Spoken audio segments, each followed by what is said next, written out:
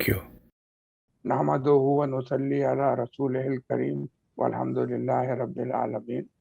آج ہمارے درمیان حسن الیاس صاحب ڈیلس سے ہمارے ساتھ تشریف فرما ہے۔ ان کا بہت بہت شکریہ کہ وہ ہمارے محفل میں آئے اور اس کو رونق بخشی ہے۔ میں ملک فیصل صاحب سے درخواست کروں گا کہ وہ ان کو خوش آمدید کہیں۔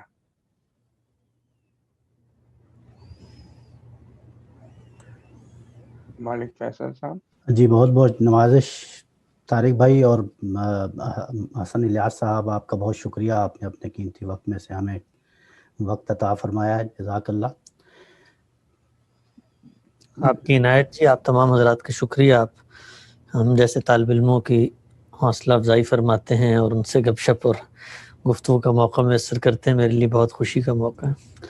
بہت شکریہ ہم، اور طارق صاحب کا بھی شکریہ ادا کرتے ہیں کہ اس طرح کی محافل وہ سجاتے رہتے ہیں، ان کا شکریہ۔ آج چونکہ آج کی محفل کا کوئی خاص موضوع نہیں ہے تو متفرق سوالات کی نشستی غالباً یہ ہوگی، تو سب لوگوں کو یہ گزارش ہے کہ جن کا بھی کوئی سوال ہوگا وہ اپنا ورچوئل ہینڈ ریز کریں گے تو طارق صاحب ان کو پھر کنیکٹ کر دیں گے سوال کے لیے۔ پہلا سوال میں ہی عرض کر دیتا ہوں، اور وہ بالکل جنرل سا ایک سوال ہے کہ آپ جو استاد گرامی جاوید احمد غامدی صاحب کے ساتھ ان کے میرا خیال ہے سب سے قیمتی جو پروجیکٹ ہے حدیث کا پروجیکٹ، اس میں ان کے ساتھ آپ معاون ہیں، اس کے بارے میں کچھ بتائیے کہ وہ کہاں تک پہنچا ہے، اور اس میں جو 3 حصے تھے علم النبی اور فقہ النبی وغیرہ کے، وہ کتنے کمپلیٹ ہو چکے ہیں، اور اس میں آپ کی کاوشیں کیا، آپ کی کیا ذمہ داریاں ہوتی ہیں، کچھ اس کے بارے میں اپڈیٹ کیجیے جناب۔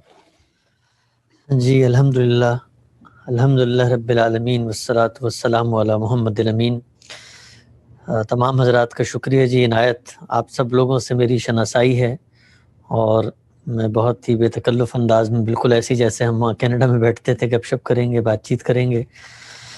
تو جہاں تک فیصل بھائی نے سوال کیا ہے، بات پوچھی ہے، اس کے بارے میں عرض کر دوں کہ مئی 2016 میں ہم نے اس کام کا آغاز کیا تھا، اور جب ہم نے اس کام کا آغاز کیا تو میں اور میرے ساتھ ایک اور ہمارے فیلو المورد کے ڈاکٹر عامر گزدر صاحب، ہم دونوں کو اس پروجیکٹ میں استاد مکرم نے شامل کیا۔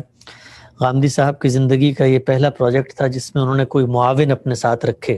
اس سے پہلے انہوں نے جتنا علمی فکری کام کیا ہے وہ تنہا کیا ہے، اکیلے کیا ہے، بغیر کسی مدد اور معاونت کے کیا ہے۔ اور ہم طالب علموں کو شامل کرنے کی جو وجہ تھی وہ ہرگز یہ نہیں تھی کہ ہم غامدی صاحب کے علم، فکر اور ان کی تصنیفی کام میں کوئی معاونت فراہم کرنے کی صلاحیت رکھتے ہیں، بلکہ صرف اتنا تھا کہ یہ جو جدید ذرائع آ چکے ہیں جن کے ذریعے سے ریسرچ کرنا بہت آسان ہے، چیزوں کی جمع، ان کی تنقیح، ان کی پروفائلنگ، تو اس کام میں شاید ہم ان کی کوئی مدد اور معاونت کر سکیں۔ تو ابتدا تو جب اس کی ہوئی 2016 میں، تو اس وقت ہم خود آن جاب ٹریننگ کے اصول پر اس پروجیکٹ میں کم و بیش 1 سال سیکھتے رہے کہ تحقیق کرنی کیسے چاہیے۔ یعنی تحقیق کا پس منظر تو تھا، لیکن چونکہ پروجیکٹ ایک نیا تھا تو اس میں خود تحقیق کے اصول بھی متعین کرنے تھے، انہیں مدون کرنا تھا، انہیں بنانا تھا، ٹرائل اور ایرر سے گزرنا تھا، اور پھر جا کر ایک سیمپل بننا تھا جس کو فالو کر کے ہم نے آگے اس پورے پروجیکٹ میں کام کرنا تھا۔ تو کم و بیش 6-7 مہینے لگے، جس میں ہم نے ابتدائی طور پر ایک سیمپل تیار کر لیا، جس کو سامنے رکھ کر یہ طے ہوا کہ اب جو آگے کا کام ہے وہ ہم کریں گے۔ حدیث کے ذخیرے کے بارے میں آپ سب جانتے ہیں کہ بہت پھیلا ہوا، بہت بکھرا ہوا ذخیرہ ہے۔ اب تک جن محققین نے ان میں کام کیا ہے ان کے مطابق کم و بیش کوئی 70,000 سے زائد روایات ہیں، اور کافی حد تک ان روایات کو ابواب کی صورت میں مرتب کر لیا گیا ہے، لیکن ایسا نہیں ہے کہ ایک موضوع کی تمام روایات ایک جگہ پر جمع کر دی گئی ہوں۔ یہ آج بھی کشت اٹھانا پڑتا ہے کہ اس بکھرے ہوئے ذخیرے میں آپ کو اتر کے چیزوں کو عنوان دینا، ان کو مبوب تفصیلات میں ڈھالنا، یہ ساری وہ کاوش ہے جو ابتدا سے کرنی تھی۔ اس کے علاوہ جو ہمارے اپنے اصول دین ہیں جن کی روشنی میں ہم مذہب کو سمجھتے ہیں، اس کو سامنے رکھ کر روایتوں کو دوبارہ سے جمع کرنا، ان کا جامع متن بنانا، گویا ایک واقعات کے تمام ہسٹوریکل پرسپیکٹیوز کو جمع کر کے ایک نمائندہ روایت اخذ کر لینا. یہ ایک نیا طریقہ ہے، بلکہ استاد مکرم ہی کی ایک طریقے سے آپ کہہ سکتے ہیں اختراع ہے، انہی کی ایجاد ہے کہ ایک ہی روایت میں تمام روایات کو ایسے جوڑ دیا جائے، پرو دیا جائے کہ ایک آدمی جب وہ ایک حدیث پڑھے تو گویا اس حدیث کے بارے میں جو کچھ ذخیرہ حدیث میں موجود ہے وہ اس کے علم میں آ جائے. ہم نے جب اس کی ابتدا کی تو ابتدا میں اس کی ریسرچ میتھڈالوجی کے جو اصول ہیں، کس طریقے سے اس کام کو آگے لے کر بڑھنا ہے، اور غامدی صاحب نے خود جو کچھ ڈیولپمنٹ ان کے ذہن میں تھی انہوں نے کی. بلکہ میں آپ کو دلچسپ بات بتاؤں، پچھلے دنوں مجھے ایک انٹرویو پڑھنے کا موقع ملا غامدی صاحب کا.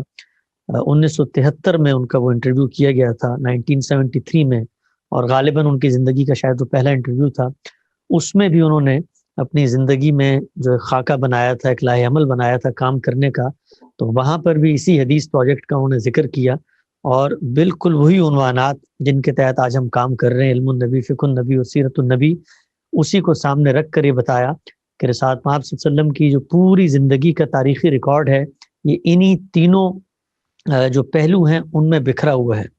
غامدی صاحب سے آپ لوگ واقف ہیں، ان کے علم سے آپ لوگ واقف ہیں. ان کا ایک بہت بڑا کنٹریبیوشن یہ ہے کہ انہوں نے نالج کو کیٹیگریز کے اندر بہت ہی مرتب انداز میں لوگوں کے سامنے پیش کیا ہے. ہر چیز کی پریزنٹیشن، اس کی کیٹیگرائزیشن، اس کی پلیسمنٹ، یہ وہ ان کا اصل کنٹریبیوشن ہے. آپ سنت کے معاملے میں دیکھیں، آپ دین کے مقصد اور دین کیسے انسان سے متعلق ہوتا ہے اس کے معاملے میں دیکھیں، ہر جگہ آپ کو یہ کیٹیگرائزیشن نظر آئے گی کہ یہ 3 چیزیں ہیں، یہ 4 چیزیں ہیں. تو انہی کو سامنے رکھ کے انہوں نے حدیث کے حوالے سے بھی یہ رہنمائی کی کہ روایات اور حدیث کے ذخیرے پہ جب آپ نظر دوڑاتے ہیں تو آپ کو یہ اندازہ ہوتا ہے کہ یہ 3 پہلو ہیں: علم النبی، رسالت مآب صلی اللہ علیہ وسلم، ماضی کی کوئی اخبار ہیں، مستقبل کی کوئی پیشن گوئیاں ہیں، دین کے اوپر آپ کا اسوہ ہے، آپ کے عمل کی روایت ہے، اس کے حوالے سے کوئی بات کر رہے ہوں گے، یا رسالت مآب صلی اللہ علیہ وسلم دینی احکام اور شریعت کے اوپر خود عمل کر رہے ہوں گے، یا رسالت مآب صلی اللہ علیہ وسلم سے منسوب روایات میں خود انہی کی زندگی، انہی کا حسن اخلاق، انہی کے معاملات، انہی کی گفتگو، انہی کا رہن سہن، انہی کی روزمرہ، انہی کی میل ملاقات، اس کے پہلو سامنے آ رہے ہوں گے. تو سیرت کو بھی در حقیقت خود روایات سے مرتب ہونا چاہیے. تو ان 3 کیٹیگرائزیشن کے تحت اس کام کا آغاز ہوا، اور یہ کام وقتاً فوقتاً جیسے مکمل ہوتا رہا، چھپتا بھی رہا. اس وقت آپ اگر غامدی صاحب کی ویب سائٹ پہ جائیں وہاں بھی موجود ہے. میرے اندازے کے مطابق کم و بیش 25,000 کے قریب روایات پر اب تک کام ہو چکا ہے، اور یہ 25,000 روایات اگر کل ملا کر دیکھیں نتیجے کے اعتبار سے تو وہ 200 سے 250 کے قریب واقعات بنتے ہیں. تو ان میں بعض بڑے انکشافات بھی ہوئے، بعض بڑی ڈیولپمنٹس بھی ہوئیں. مثلاً عذاب قبر کے حوالے سے جو پورا نقطہ نظر تھا امت میں رائج، جس وقت حدیث پہ کام ہوا تو اس سے بالکل مختلف صورت سامنے آئی. اسی طریقے سے اتمام حجت کے حوالے سے صحابہ اکرام کا جو اقدام تھا اس کی کیا نوعیت تھی، اس کو بھی بالکل ہی ایک نئے زاویے سے حدیث کے اس کام کے بعد مرتب کر کے پیش کیا گیا. تو بہت سارے ایسے پہلو ہیں جن پر کام ہو رہا ہے. اس وقت فقہ النبی اصلاً زیر مطالعہ ہے، اسی پر تحقیق ہو رہی ہے. انشاءاللہ جب وہ تکمیل کو پہنچے گی تو پھر سیرت النبی اور علم النبی، معاف کیجیے گا، اس وقت زیر غور ہے، اور پھر فقہ النبی اور سیرت النبی جو ہے اس پر کام شروع ہوگا. حسن صاحب اس بارے میں بتائیے گا، یہ علم النبی اور فقہ النبی اور سیرت النبی تو سب کی سمجھ میں آنے والی ایک چیز ہے، یہ علم النبی اور فقہ النبی میں کیا فرق ہے؟ دیکھیے، فقہ النبی جو ہمارے عام اصطلاح ہے فقہ کی، فقہ اصل میں دین میں تفقہ اور دین اور شریعت جو آپ کو دی جا چکی ہے اس کے اندر اس پہ کیسے عمل کرنا ہے اس کے علم کا نام ہے. ہم عام طور پہ جب کہتے ہیں کہ یہ ہماری فقہ ہے تو فقہ کے اندر ہوتا کیا ہے؟ فقہ کے اندر وہی خدا کے دین کے اندر جو شریعت کے پہلو ہیں، احکام کے پہلو ہیں، ان پر کیسے عمل کرنا ہے، اس کی حدود و شرائط کیا ہیں، کب وہ اللہ کے یہاں مقبول ہوتی ہیں، کس وقت ان کے اندر کوئی ایسی چیز شامل ہو جائے تو عبادات فاسد ہو جاتی ہیں، ان کے اوقات کیا ہیں، ان کی شریعت کیا ہے، ان کا طریقہ کار کیا ہے. یہ پوری فقہ جو ہمارے سامنے خود فقہ کا ذخیرہ ہے، یہ اصل میں خدا کی اسی شریعت، انہی عبادات پر عمل کرنے کی جو حرکیات ہے، اس کی جو نوعیتیں ہیں، انہی کو واضح کیا گیا ہے. تو رسالت مآب صلی اللہ علیہ وسلم خود دین کے سب سے بڑے عالم ہیں، اسلام کے پہلے اور دین کے سب سے بڑے عالم، خود انہوں نے شریعت کے ان احکام پر کیسے عمل کیا ہے، خود انہوں نے ان احکام پر عمل کرتے ہوئے کن چیزوں کی رعایت ملحوظ رکھی ہے. تو یہ آپ کی زندگی میں آپ نے حج کیا، آپ نے عمرہ کیا، آپ نے زکوٰۃ دی، آپ نے نماز پڑھی، ان تمام معاملات میں شریعت کے امور کی انجام دہی میں آپ کا کیا طرز عمل تھا، اس کو فقہ النبی کے اندر ہم نے رکھا ہے۔ علم النبی، نبی کا علم اصل میں کیا ہے؟ اللہ تعالیٰ ہی بتاتے ہیں، ماضی کی اخبار سے آگاہ کرتے ہیں، مستقبل کی پیشن گوئیاں آپ نے دیکھا ہوگا رسول اللہ صلی اللہ علیہ وسلم نے بہت ساری پیشن گوئیاں کی ہیں، قرب قیامت کی پیشن گوئیاں کی ہیں، یہ آپ صلی اللہ علیہ وسلم کا وہ علم ہے۔ اسی طریقے سے آپ صلی اللہ علیہ وسلم نے اپنے علم سے، اپنی عقل سے دین کا جو حکم ان کو دیا جا چکا تھا اس پر عمل بھی کیا ہے، اس پر اسوہ حسنہ، تفہیم و تبین۔ فقہ النبی اور اسوہ حسنہ میں فرق یہ ہے کہ فقہ النبی شریعت کے جو احکام ہیں ان پر عمل کرنے کا نام ہے، لیکن دین کی پوری جو مکمل ہدایت ہے اس میں ایمانیات ہیں، اس میں اخلاقیات ہیں۔ اس حوالے سے آپ نے کوئی بھی گفتگو کی ہے، کوئی بھی بات کی ہے، کسی بھی بات کو کھولا ہے، قرآن کا کوئی مضمر تھا، اسی طریقے سے دین کی حقیقت کے حوالے سے کوئی بات کی ہے، تو یہ سب کچھ علم النبی میں آتا ہے۔ تو علم النبی، فقہ النبی اور سیرت النبی، یہ ایک 3 جامع کیٹیگرائزیشن ہے۔ پھر اس کے اندر سب کیٹیگریز بھی ہوتی ہیں۔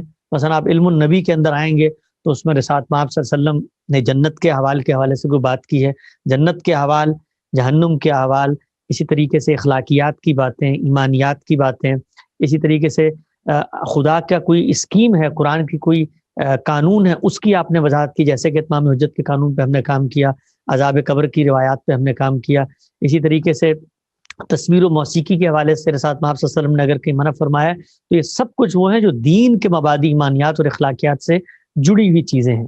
ان کے تحت جو روایات آتی ہیں ان کو علم النبی کا نام دیا جاتا ہے۔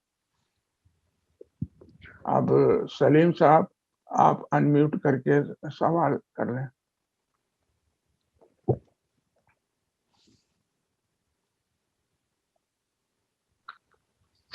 السلام علیکم حسن صاحب۔ وعلیکم السلام۔ حسن صاحب، ابھی آپ نے ذکر کیا کہ عذاب قبر کی کوئی حدیث، تو جو پہلے یہ حدیث تھی اور جب آپ لوگوں نے اس پہ کام کیا تو اس میں فرق کیا آیا؟ میں یہ سمجھنا چاہتا ہوں کہ پہلے اس میں کیا، پہلے جو روایت چل رہی تھی اس میں کیا تھا اور اب جو آپ نے کام کر کے اس میں کیا فرق آیا؟ جی، آپ اس کام کو تفصیلی طور پہ تو پڑھ سکتے ہیں، وہ اشراق میں اس کی آخری قسط اس دفعہ شائع ہوئی ہے، 3 اقساط میں بہت مفصل کام ہے، کم و بیش 100 صفحات کے اوپر وہ مشتمل ہے۔ ڈاکٹر عامر گزدر نے اس موضوع پر تحقیق کی تھی۔ خلاصہ یا نتیجہ وہی ہے جو قرآن مجید کی روشنی میں غامدی صاحب بیان کرتے تھے، روایات بھی در حقیقت اسی کی تائید میں کھڑی ہوئی نظر آئی، یعنی جو نقطہ نظر ہم نے قرآن کی بنیاد پہ سمجھا تھا کہ 3 نوعیت کے معاملات ہوتے ہیں۔ بعض لوگ جو اللہ کے مقبول بندے ہیں، صلاحاں ہیں، اللہ تعالیٰ کے انبیاء ہیں، شہداء ہیں، ان کے بارے میں قرآن نے بتایا کہ جیسی وہ رخصت ہوتے ہیں تو دنیا سے رخصت ہوتے ہی ان کے ساتھ اللہ کی عنایتوں کا معاملہ شروع ہو جاتا ہے۔ اسی طریقے سے ایک دوسری کیٹیگری ہے جو وہ لوگ ہیں جنہوں نے سرکشی اور بغاوت اور عداوت کا رویہ اختیار کیا، خدا کے پیغمبروں کے مقابلے میں وہ استکبار کے ساتھ کھڑے ہو گئے۔ ان کا معاملہ بھی قرآن نے بتایا ہے کہ ان کو ان کی قبر ہی میں خدا کا وہ جو آگ ہے، خدا کی جو جہنم ہے، اس کے جھونکے دکھا دیے جاتے ہیں۔ تو یہ 2 کیٹیگریز تو واضح تھیں، اور تیسری کے بارے میں قرآن مجید کے اشارات یہ بتاتے ہیں کہ ان کو سلا دیا جاتا ہے اور روز قیامت ان کو اٹھایا جائے گا جب سور پھونکا جائے گا، اور اس کے بعد ان کا حساب ہوگا۔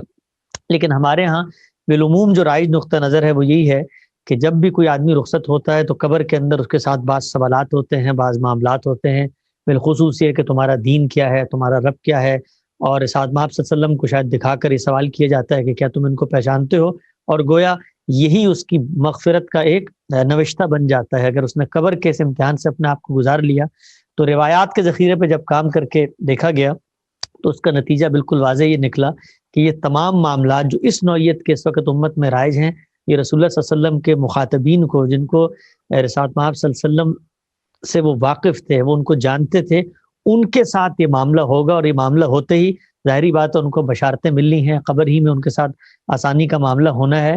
تو یہ سارا کا سارا یہ والا معاملہ جو ہمارے عام طور پہ رائج ہے، یہ رسول اللہ کے مخاطبین کے ساتھ تھا۔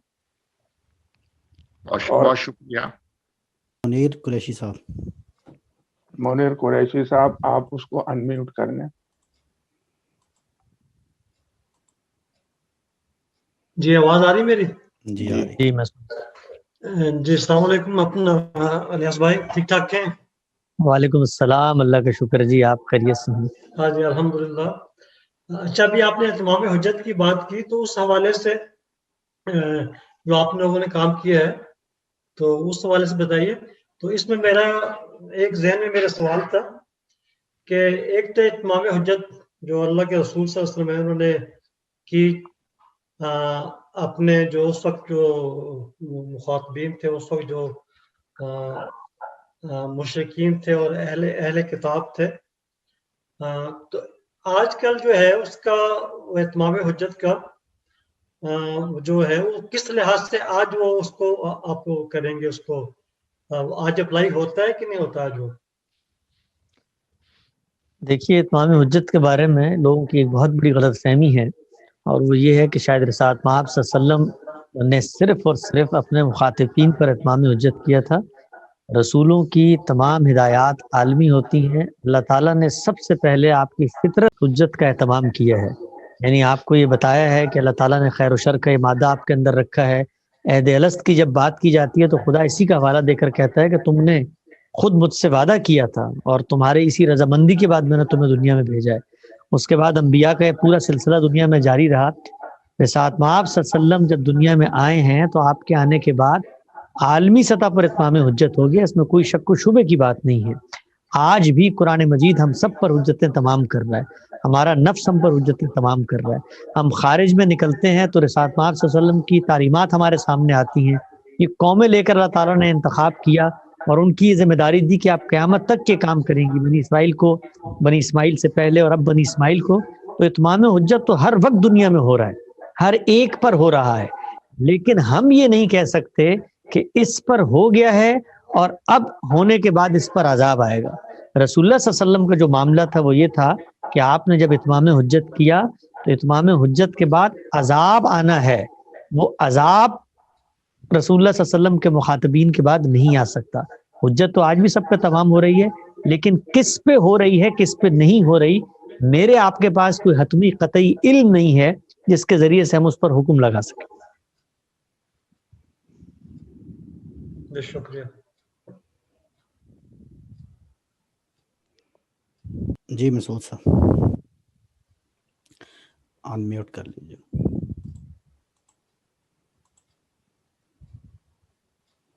अस्सलाम वालेकुम हसन साहब, कैसे हैं आप? वालेकुम सलाम जी, अल्लाह का शुक्र दुआएं। बहुत शुक्रिया आपका यहाँ आने का हमारी महफिल में, और हमें आपने मौका दिया सवालात करने का। तो ये जो आपका हदीस प्रोजेक्ट है उसके हवाले से मेरा सवाल है कि ये जो आपने 70,000 हदीसों का ज़ख़ीरे का आपने कहा, तो आप ये क्या सहा सित्ता जो हैं इनकी तरफ आपका इशारा है या और जो हदीस की कुतुब हैं उन सब की तरफ इशारा है, या ये कोई अलग मजमुआ है जिसकी तरफ जिसके ऊपर आप रिसर्च कर रहे हैं, या जैसे सही बुखारी और जितने सहा सित्ता की किताबें उनमें से एक एक हदीस को आप ले रहे हैं, या अलग किसी और ज़ख़ीरे से इसका ताल्लुक़ है? देखिए, हमारे आमतौर पर यही जो 6 किताबें हैं, मशहूर हैं, मारूफ हैं, नुमाइंदा किताबें समझी जाती हैं, लेकिन हदीस के इल्म के जो मसादिर हैं वो इससे बहुत वसी हैं, बहुत ज़्यादा गहरे हैं, बड़े फैले हुए हैं। हमारे सामने जो मसादिर की फहरिस्त होती है जिनमें असलन रिवायतें बयान हुई हैं वो 1400 से ज़ायद हैं, 1400 और उनमें ये 6 भी शामिल हैं, लेकिन इनके अलावा 1394 और भी मसादिर हैं जिनमें रिवायतें ही बयान हो रही हैं। उनमें बहुत सारे मसादिर हैं जो इनसे बहुत कदीम हैं, इनसे बहुत पहले हैं। मसलन उसमें इब्तदाई मखतूतात को आज के दौर में मुरतब कर लिया गया है, वो मौजूद हैं। हदीस की सबसे जिसको आप कहते हैं मुफस्सल किताब मुस्नद अहमद है, मुसन्नफ इब्न अबी शैबा है, मुस्नद त्यालसी है, सनन अबी अवाना है, मुस्नद बज़्ज़ार है, बहुत सारी किताबें हैं, मुस्नद त्यालसी है। ये वो किताबें हैं जो आम तौर पे हमारे यहाँ बहुत मारूफ नहीं हैं, लेकिन जब आप इल्म हदीस के अंदर उतरते हैं तो आपको ये मालूम होता है कि ये वो किताबें हैं जो मारूफ हो गई हमारे यहाँ, जिन्होंने बहुत शोहरत पाई, लेकिन इनके अपने जो शयूख हैं जहाँ से ये रिवायतें ले रहे हैं उनकी अपनी मुरतब करदा किताबें हैं। तो जिस वक्त हम तहकीक करते हैं तो उसमें उन तमाम मसादिर को देखा जाता है, तमाम की तमाम किताबों को छांटा जाता है, और बारहा ऐसे होता है कि सही बुखारी हो या सही मुस्लिम हो, उसके अंदर जो रिवायत बयान हो रही है वो एक अधूरी रिवायत होती है, नामुकम्मल रिवायत होती है, اس کے اطلاقات واضح نہیں ہوتے، اس کا پس منظر واضح نہیں ہوتا، اور جو باقی کتابیں ہیں حدیث کی، اور یہ بھی میں بتاتا چلوں کہ ان سب کتابوں پر بھی اسی نوعیت کا تحقیقی کام ہوا ہے، بہت بڑے پیمانے پر تحقیقی کام ہوا ہے، اس کی سندوں پر بھی، اس کی شروحات پر بھی، اور ایک بہت وسیع ذخیرہ ہے ان کتابوں کے علاوہ بھی جن میں رسول اللہ صلی اللہ علیہ وسلم سے منسوب وہ باتیں جو ہیں وہ بیان ہوئی ہیں۔ تاہم یہ ٹھیک ہے کہ جس وقت تحقیق کی جاتی ہے تو ان کتابوں کو بھی سامنے رکھا جاتا ہے، اور ان کی اس نمائندہ حیثیت کو سامنے رکھ کر ان پر زیادہ تفاوض و غور و فکر ہوتا ہے۔ تو ان کتابوں میں تو سلیکٹڈ حدیثیں ہیں، یہ جو ہیں بہت ساری حدیثوں میں سے انہوں نے سلیکٹ کیے ہیں، تو ان پہ بھی آپ کام کر رہے ہیں اور ان پہ بھی الگ الگ کام کر رہے ہیں، یا وہ ذخیرے میں ہمارے کام کرنے کا طریقہ یہ ہے کہ ہم ایک موضوع اپنے سامنے رکھتے ہیں، اس موضوع کو سامنے رکھنے کے بعد مثال کے طور پہ اتمام حجت کا موضوع ہے، مثال کے طور پہ عذاب قبر کا موضوع ہے، تو اب موضوع کو سامنے رکھ کر ہم ذخیرے میں داخل ہوتے ہیں، اور ذخیرے میں داخل ہونے کے بعد تمام جو کتابیں ہیں ان میں اس موضوع سے متعلق جو روایت جہاں جہاں بیان ہوئی ہے ان کو جمع کیا جاتا ہے، ان تمام روایات کا مطالعہ کیا جاتا ہے، اس کی پروفائلنگ کی جاتی ہے، دیکھا جاتا ہے کہ کتنی روایات ہیں، کیا الگ الگ واقعات ہیں، الگ الگ واقعات ہیں تو اس میں کیا زوائد ہیں جو کسی روایت میں بیان ہو رہے ہیں، اس کی سند کی کیا صورتحال ہے۔ اس کے بعد ایک جامع متن تشکیل دیا جاتا ہے، گویا ایک کمپریہنسو نریشن سلیکٹ کی جاتی ہے، اور اس میں پھر باقی کتابوں سے اگر وہی ایک ہی واقعہ ہے اس کے اضافے ہو رہے ہیں تو اس کو اضافہ کر کے ایک ایسی صورتحال بنائی جاتی ہے کہ ایک آدمی اگر ایک سٹیٹمنٹ پڑھے، ایک متن پڑھے، تو اس کو مکمل واقعے کا پس منظر، اس کے اطلاقات، اس کے جو کریکٹرز ہیں اس میں زیر بحث وہ سب معلوم ہو جائیں۔ تو ہمارا کام کرنے کا طریقہ جو ہے وہ یہ نہیں ہے کہ آپ نے کوئی ایک کتاب کھولی اور اس کی کسی ایک روایت پہ تحقیق شروع کر دی، بلکہ ایک موضوع متعین کیا جاتا ہے سب سے پہلے، اور اس موضوع کی تعین کے بعد پورے ذخیرہ حدیث میں کھنگالا جاتا ہے اس کو۔ میں مثال دیتا ہوں، پچھلے دنوں ہی میں نے مکمل کیا، اس مہینے چھپ رہا ہے حوروں سے متعلق، جنت کی حور۔ اب اس عنوان کے تحت پورے ذخیرے میں جہاں جہاں جو روایات آئی ہے اس کو جمع کیا جائے گا، ان کی سندوں کو دیکھا جائے گا، اس کے بعد اگر وہ متفرق واقعات ہیں تو ان کو الگ الگ کیا جائے گا، وہ ایک واقعہ ہے تو اس کا ایک جامع متن کمپریہنسو نریشن بنائی جائے گی، اور اس کے بعد وہ پھر غامدی صاحب کے سامنے رکھا جاتا ہے، جس کے بعد اس کو قرآن مجید سے اس کا کیا ریلیشن ہے، اس کے ایکسپلینیشن کیا ہے، اور وہ جو ہے اس کو وہ بیان کرتے ہیں۔ جی فرقان صاحب۔ السلام علیکم حسن صاحب۔ وعلیکم السلام۔ کیسے ہیں آپ؟ اور استاد محترم کیسے ہیں؟ ان کو تو گرمیوں میں بھی سویٹر پہن کے بیٹھے ہوتے ہیں، آج کل کیا ہو رہا ہے؟ اللہ کا شکر، آج کل تو یہاں بہت سردی ہے جی، اس وقت بھی باہر کو میرے خیال ہے -20-25 ہو رہا ہے، میں بھی گھر سے آیا، برف پڑ رہی ہے، جی تو اللہ کا شکر ہے۔ اچھی بات ہے۔ پچھلے دنوں وہ پروگرام ایک المعارض پاکستان نے ایک سلسلہ شروع کیا جو ایکچولی لاسٹ ایئر کیا تھا، پھر کووڈ کی وجہ سے بریک آ گیا، پھر اس میں بھی جو خاتون ہے زہرا، میرا نام مجھے یاد نہیں آ رہا، ان کو لیا تھا، پھر بہت ہی من پسند احمد جاوید صاحب کو پچھلے ویک لیا تھا۔ ایک پروگرام زاویہ غامدی کے نام سے شروع ہوا تھا، وہ شاید کووڈ کی وجہ سے منقطع ہو گیا، تو کچھ پاسبلٹی ہے کہ اس کو کنٹینیو، کیونکہ وہ پروگرام ایسا ہے جو ذہن کو بنیادی طور پہ بنیاد سے پورا اٹھا کے اور پورا پس منظر اسلام کا اور ذہن کا، تو کچھ پاسبلٹی ہے اس کی۔ اور تیسری چیز یہ، جو میرا پہلا سوال میں نے لکھا ہوا تھا وہ فیصل بھائی نے ہی کر لیا، حدیث سے متعلق جو پروجیکٹ ہے اس میں ابھی کتنا اور وقت لگے گا کہ وہ پبلش ہو سکے لائک بک کی شکل میں؟ جی، تیسری بات کو میں پہلے بیان کر دیتا ہوں۔ اب تک جتنا کام ہوا ہے وہ سارا کا سارا غامدی صاحب کے رسالہ اشراق میں چھپ چکا ہے، ان کی ویب سائٹ کے اوپر موجود ہے، عنوانات کے تحت ہے، بہت آسان ہے اس کو پڑھنا، اور آپ اگر ان کی ویب سائٹ پہ جائیں اور وہیں پر حدیث کا آئیکن ہے اس پہ کلک کریں تو عنوانات آ جائیں گے آپ کے سامنے، جو بھی آپ کا زیر غور عنوان ہے، مثلا آپ تصویر و موسیقی کو لینا چاہتے ہیں، آپ کتوں سے متعلق ہم نے روایات پہ کام کیا، اتمام حجت ہے، ایمان و اخلاق کے حوالے سے جنت کے اعمال ہیں، دوزخ کے اعمال ہیں، بے شمار موضوعات ہیں جن پر کام اب تک چھپ چکا ہے، کم و بیش میرے علم کے تک 650-700 صفحے کا کام ہے جو اب تک پبلش ہو کے شائع ہو چکا ہے، وہ آن لائن بھی موجود ہے اور رسالے میں بھی چھپ چکا ہے۔ یہ تکمیل کو کب پہنچے گا اس کا بہت بڑا انحصار کام کی رفتار پر ہے۔ ریسرچ کا جو کام ہوتا ہے اس کے بارے میں بات ہمیشہ پیش نظر رکھنی چاہیے، اس میں کبھی کبھی ایک ہی روایت ہے، اس میں آپ پھنسے ہوئے ہیں تو ہو سکتا ہے مہینے لگ جائیں، اور کبھی ایسا بھی ہوتا ہے کہ آپ نے کام شروع کیا ہے، بالکل واضح چیزیں سامنے آ گئی ہیں تو کام جلدی بھی ہو جائے گا. ابھی پچھلے دنوں میں نے جنت کی حوروں سے متعلق بعض روایتوں پہ کام کیا. اس سے پہلے ایک اور موضوع چل رہا تھا، ہمارے دوست عامر گزدر صاحب نے کم و بیش 1 سال ان کو لگا عذاب قبر کی روایات کے حوالے سے کام کرنا. تو ایک مشکل کام ہے، پیچیدہ کام ہے، اور یوں نہیں ہے کہ محض آپ نے کوئی روایتوں کا مجموعہ مرتب کر دینا ہے، بلکہ روایتوں پہ تفحص کر کے غور کر کے قرآن مجید سے اس کا ریلیشن واضح کرنا ہے. تو ایک آن گوئنگ پروجیکٹ ہے. دعا کیجیے اللہ تعالی ہمیں بھی توفیق دے، ہمت دے کہ ہم اس کام کو اسی طرح کرتے رہیں، اور غامدی صاحب کو اللہ صحت دے کہ وہ اس کام کو مزید آگے بڑھائیں. میرے اندازے کے مطابق شاید کم و بیش 5-7 سال تو اور لگی جائیں گے اس کو. دوسری جو آپ نے بات پوچھی تھی زاویہ غامدی کے حوالے سے، بہت اچھا وہ پروگرام ہے، اس میں جدید پڑھے لکھے نوجوان ہیں، غامدی صاحب سے سوالات کرتے ہیں. وہ پاکستان میں ریکارڈ ہوا ہے. غامدی صاحب امریکہ میں قیام پذیر ہیں. پاکستان جب ان کا جانا ہوتا ہے چند دنوں کے لیے تو اس وقت وہاں سے وہ ریکارڈ ہوتا تھا. تو پچھلے کچھ عرصے سے تعطل ہے کورونا کی وجہ سے. انشاءاللہ جب جائیں گے تو دعا کیجیے اللہ اس کا اہتمام کرے. باقی بڑی اچھی کوشش ہے جو المعرض پاکستان میں ہو رہی ہے. یہ بہت زمانے سے جاری ہے. جب آپ وہاں پر تھے المعرض پاکستان میں یہ سلسلہ ہوتا تھا، ہمیشہ سے وہاں مختلف الخیال لوگ آتے تھے. میرے پاس بہت ساری پرانی آڈیوز ہیں. اشفاق احمد صاحب وہاں پر آتے تھے، اس طرح عطاء اللہ قاسمی صاحب، خود احمد جاوید صاحب، مختلف الخیال لوگ وہ آتے تھے اور وہاں پر آ کے اپنی فکر پیش کرتے تھے. اور یہ بڑی اچھی ایک علامت بھی ہے سوسائٹی میں، معاشرے میں، کہ آپ اپنے دروازے کھولیں، مختلف الخیال لوگوں کے لیے وہ آئیں اور آپ ان سے سوالات کریں اکیڈمک ماحول میں. اور یہ جو سوال ہوتا ہے نہ صرف یہ کہ ان کی فکر کو سمجھنے میں مفید اور معاون ہے، بلکہ خود آپ کے جو اپنے قائم شدہ تصورات ہیں ان پر ری تھنک ری لرن کرنے کا موقع آپ کو ملتا ہے. تو یہ وہاں بھی جاری ہے اور آن لائن انشاءاللہ اور بھی جگہوں پہ ارادہ ہے اس کو جاری رکھیں. بہت شکریہ. جی شراز صاحب. السلام علیکم حسن صاحب. وعلیکم السلام ورحمۃ اللہ. کیسے ہیں آپ؟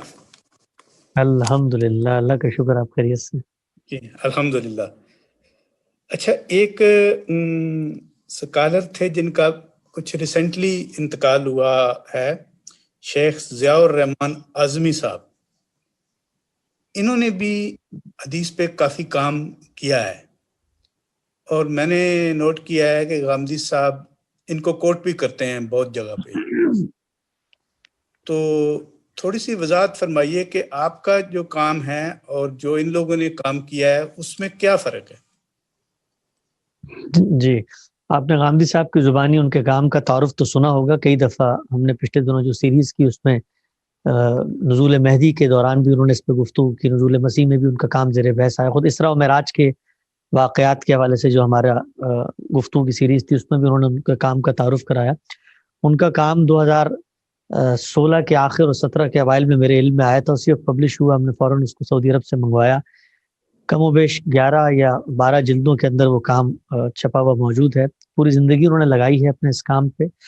ان کا کام بیسیکلی صحیح روایات کا ایک جامع ترین مجموعہ مرتب کرنے کے حوالے سے، یعنی انہوں نے موضوعات کے لحاظ سے جتنی روایتیں موجود ہیں ان میں جو سند کے لحاظ سے صحیح حسن درجے کی روایات تھیں ان کو جمع کر دیا ہے. تو اس لحاظ سے آپ یہ کہہ سکتے ہیں کہ وہ احادیث کا ایک بڑا نمائندہ اور بڑا جامع انسائکلوپیڈیا ہے. یعنی آپ نے اگر کوئی صحیح روایت دیکھنی ہو جو سندن بھی قابل قبول ہے اور آپ کے علم میں اس کا موضوع ہو تو ان کے ذخیرے میں آپ جا کر بہت آسانی سے دیکھ سکتے ہیں. نہ صرف یہ کہ وہ وہاں پر ان نمائندہ روایات کو جمع کرتے ہیں بلکہ اس کی تخریج بھی انہوں نے کی ہے اور سند کے حوالے سے مختصر تعلیقات اور کمنٹس بھی وہ حاشیے میں لکھتے ہیں. تو ان کے کام میں اور ہمارے کام میں فرق کیا ہے؟ وہ ایک بہت بڑا جوہری فرق ہے کہ ہمارے پیش نظر حدیث کا مکمل اس طریقے کا کوئی جامع ترین نسخہ مرتب کرنا نہیں ہے، بلکہ احادیث کا جو دین سے ریلیشن ہے اس کو واضح کرنا ہے، حدیث کو ایکسپلین کرنا ہے. حدیث کو جس طریقے سے ہم بیان کرتے ہیں کہ رسالت پاک صلی اللہ علیہ وسلم کی زندگی کا تاریخی ریکارڈ ہے. آپ صلی اللہ علیہ وسلم کی زندگی نے 3 پہلوؤں پر مشتمل ہے. آپ نے دین کے اندر موجود جو احکام تھے، قرآن و سنت میں جو چیزیں موجود تھیں اسی کی تفہیم و تبیین کی ہے، اسی پر عمل کا نمونہ دیا ہے. آپ صلی اللہ علیہ وسلم کی زندگی پہ عمل کا اسوہ حسنہ ان روایاتوں میں بیان ہوا ہے. تو یہ جو ریلیشن ہے اس ریلیشن کو واضح کرنا یہ اصل میں ہمارا کام ہے. ہم جس نوعیت کا کام کر رہے ہوتے ہیں پیچھے ایز ادنا سے طالب علم اور ریسرچر کے، وہ کم و بیش وہی کام ہے جو اعظمی صاحب نے کیا ہے، لیکن اس میں ایک آگے بڑھ کے ہم یہ کام کرتے ہیں کہ ہم ایک جامع متن بناتے ہیں، ایک کمپریہنسو نریشن۔ ان کے ہاں یہ معاملہ نہیں ہے، بلکہ ایک موضوع سے متعلق جتنی روایات صحیح ہوتی ہیں وہ ترتیب سے جمع کر دی جاتی ہیں۔ ہمارے یہ ہوتا ہے کہ اس واقعے کو جوڑا جاتا ہے، اس واقعے کے تمام طرق کا ادغام کر کے بتایا جاتا ہے کہ مکمل تصویر کیا ہے۔ تو یہ ایک منفرد اور نیا کام ہے، اور اس کام کو ابھی جب یہ لوگوں کے سامنے آئے گا تو اس کا اندازہ ہوگا کہ یہ کس نوعیت کا کام ہے، اور اس سے خود حدیث کو سمجھنے میں کس درجے، خود کام کی جو میتھڈالوجی ڈیولپ ہوئی ہے اس سے حدیث کو سمجھنے میں کس درجے فائدہ ہوا ہے۔ ماشاءاللہ، مجھے لگتا ہے کہ انشاءاللہ جب یہ کام مکمل ہوگا تو یہ بہت بڑا ایک دینی سرمایہ ہوگا سب لوگوں کے لیے جو کہ علم کے متلاشی ہیں۔ شکریہ۔ السلام علیکم حسن صاحب۔ وعلیکم السلام۔ امید ہے مجھے آپ جانتے ہوں گے۔ جی جی بالکل بالکل۔ میرا سوال یہ ہے کہ جب وحی کا نزول ہوتا تھا تو اس کو یاد بھی کیا جاتا تھا اور لکھوائی بھی جاتی تھی، اور اس وقت ضروری نہیں تھا کہ جتنے صحابہ اس وقت موجود ہوتے تھے ان تک پہنچ گئی اور پھر ان سے آگے دوسروں تک پہنچ گئی۔ تو اس طرح قرآن ہمیں تواتر اور اجماع سے منتقل ہوتا آ رہا ہے۔ تو اگر کوئی احادیث جو حضور پاک صلی اللہ علیہ وسلم کے حیات مبارکہ میں کسی صحابہ نے بیان کی اور دوسرے صحابہ کو بھی بتائی، اور اس کی ویریفیکیشن کے لیے حضور پاک صلی اللہ علیہ وسلم کی اتھارٹی موجود ہے کہ وہ ان کی زندگی میں، تو کیا وہ حدیث بھی ضمنی علم ہی کہلائے گی؟ کیا وہ تواتر میں نہیں آئے گی؟ دیکھیے حدیث کے بارے میں سمجھ گیا جی جی میں آپ کا سوال سمجھ گیا ہوں۔ اگر میں نے جواب وہی دیا جو آپ کے سوال کا ہے تو پھر آپ بتا دیجیے گا میں آپ کا سوال صحیح سمجھا ہوں یا نہیں۔ حدیث کے بارے میں یہ بڑی کنفیوژن ہوتی ہے لوگوں کو عام طور پہ، کہ شاید ہم یہ کہہ رہے ہیں کہ وہ ایک فرد سے آئی ہے، ایک بندے سے ہم تک منتقل ہوئی ہے، تو اس وجہ سے ہم اس میں دین کے بارے میں اگر کوئی ہدایت بیان ہوئی ہے تو اس کو قبول نہیں کریں گے، وہ ایک ضمنی ماخذ ہے، اور جب ضمنی ماخذ سے دین آتا ہے تو اس کے اندر یہ کمزوری ہوتی ہے کہ اس کے صحیح غلط کا امکان ہو۔ رسالت مآب صلی اللہ علیہ وسلم نے دین کی یہ ہدایات کسی پتھر پہ لکھ کے کسی غار میں رکھ دی ہوتی، رسالت مآب صلی اللہ علیہ وسلم نے کسی ایک فرد کو پورا دین بتا دیا ہوتا، اس نے آگے ہم تک پہنچایا ہوتا۔ رسالت مآب صلی اللہ علیہ وسلم نے کچھ صحیفے، کچھ نوشتے لکھوا کے دیواروں پر ٹانگ دیے ہوتے، ان پر دین لکھا ہوا ہوتا۔ اگر آپ نے ان کو دین قرار دیا ہوتا اور یہ کہا ہوتا کہ میں جو دین کی ہدایت ہے اس ذریعے سے آپ کو دے کے جا رہا ہوں، تو ہمیں کسی بات سے کوئی اختلاف نہ ہوتا۔ ہم خبر واحد کو اسی بنیاد پر قبول کرتے کہ اس میں یہ امکان ہے کہ 100 راوی آ گئے ہیں، بات مختلف بھی ہو سکتی ہے، ان کی زبان بھی ہے، روایت بالمعنی بھی ہے، ان کا فہم بھی ہے، خود رسالت مآب صلی اللہ علیہ وسلم نہیں کھڑے ہوئے، راویوں کی ایک چین ہے، ہم ان مسائل کو حل کرتے، ان کے ساتھ زندگی گزارتے اس اندیشے کے ساتھ کہ اللہ سے ملاقات ہوگی تو اس سے پوچھیں گے کہ پوری بات، مکمل بات کیا تھی۔ لیکن اگر رسول اللہ صلی اللہ علیہ وسلم نے اس کو ذریعہ علم یا ذریعہ نقل دین بنایا ہوتا، ہمارا نقطہ نظر کیا ہے؟ ہمارا نقطہ نظر یہ ہے کہ رسالت مآب صلی اللہ علیہ وسلم نے جب دین دیا ہے تو یہ آپ کی اتنی بڑی ذمہ داری تھی کہ جس ذمہ داری کے لیے آپ کو مبعوث کیا گیا ہے۔ قرآن کا معاملہ ہرگز یہ نہیں تھا جو لوگ عام طور پہ حدیث کو قابل قبول بنوانے کے لیے قرآن مجید کو اس کے برابر لا کھڑا کرتے ہیں۔ اس سے بڑی جسارت کوئی نہیں ہو سکتی۔ یعنی منوانا یہ چاہتے ہیں کہ دیکھیے حدیث بھی تو ایک بندے سے ملتی ہے، تو آپ قرآن بھی تو ایک بندے سے ملتا ہے، تو آپ جو ہے وہ حدیث کے معاملے میں کہتے ہیں کہ اس میں مستقل بذات دین بیان نہیں ہوا، تو قرآن کا بھی تو یہی معاملہ ہے، ان للہ و انا الیہ راجعون۔ قرآن مجید جو ہے وہ اللہ کے پیغمبر نے ایسے ہرگز نہیں دیا۔ قرآن مجید کے بارے میں جو اہتمام کیا گیا، قرآن مجید کے بارے میں جو لوگوں کے اندر دینی ذمہ داری کا جذبہ تھا، جس کو لے کر انہوں نے اس کو سمجھا، اس کو یاد کیا، اس کو لکھا، اس کو آگے پھیلایا، سینکڑوں لوگوں نے پڑھایا، رسالت مآب صلی اللہ علیہ وسلم ان سے سنتے تھے۔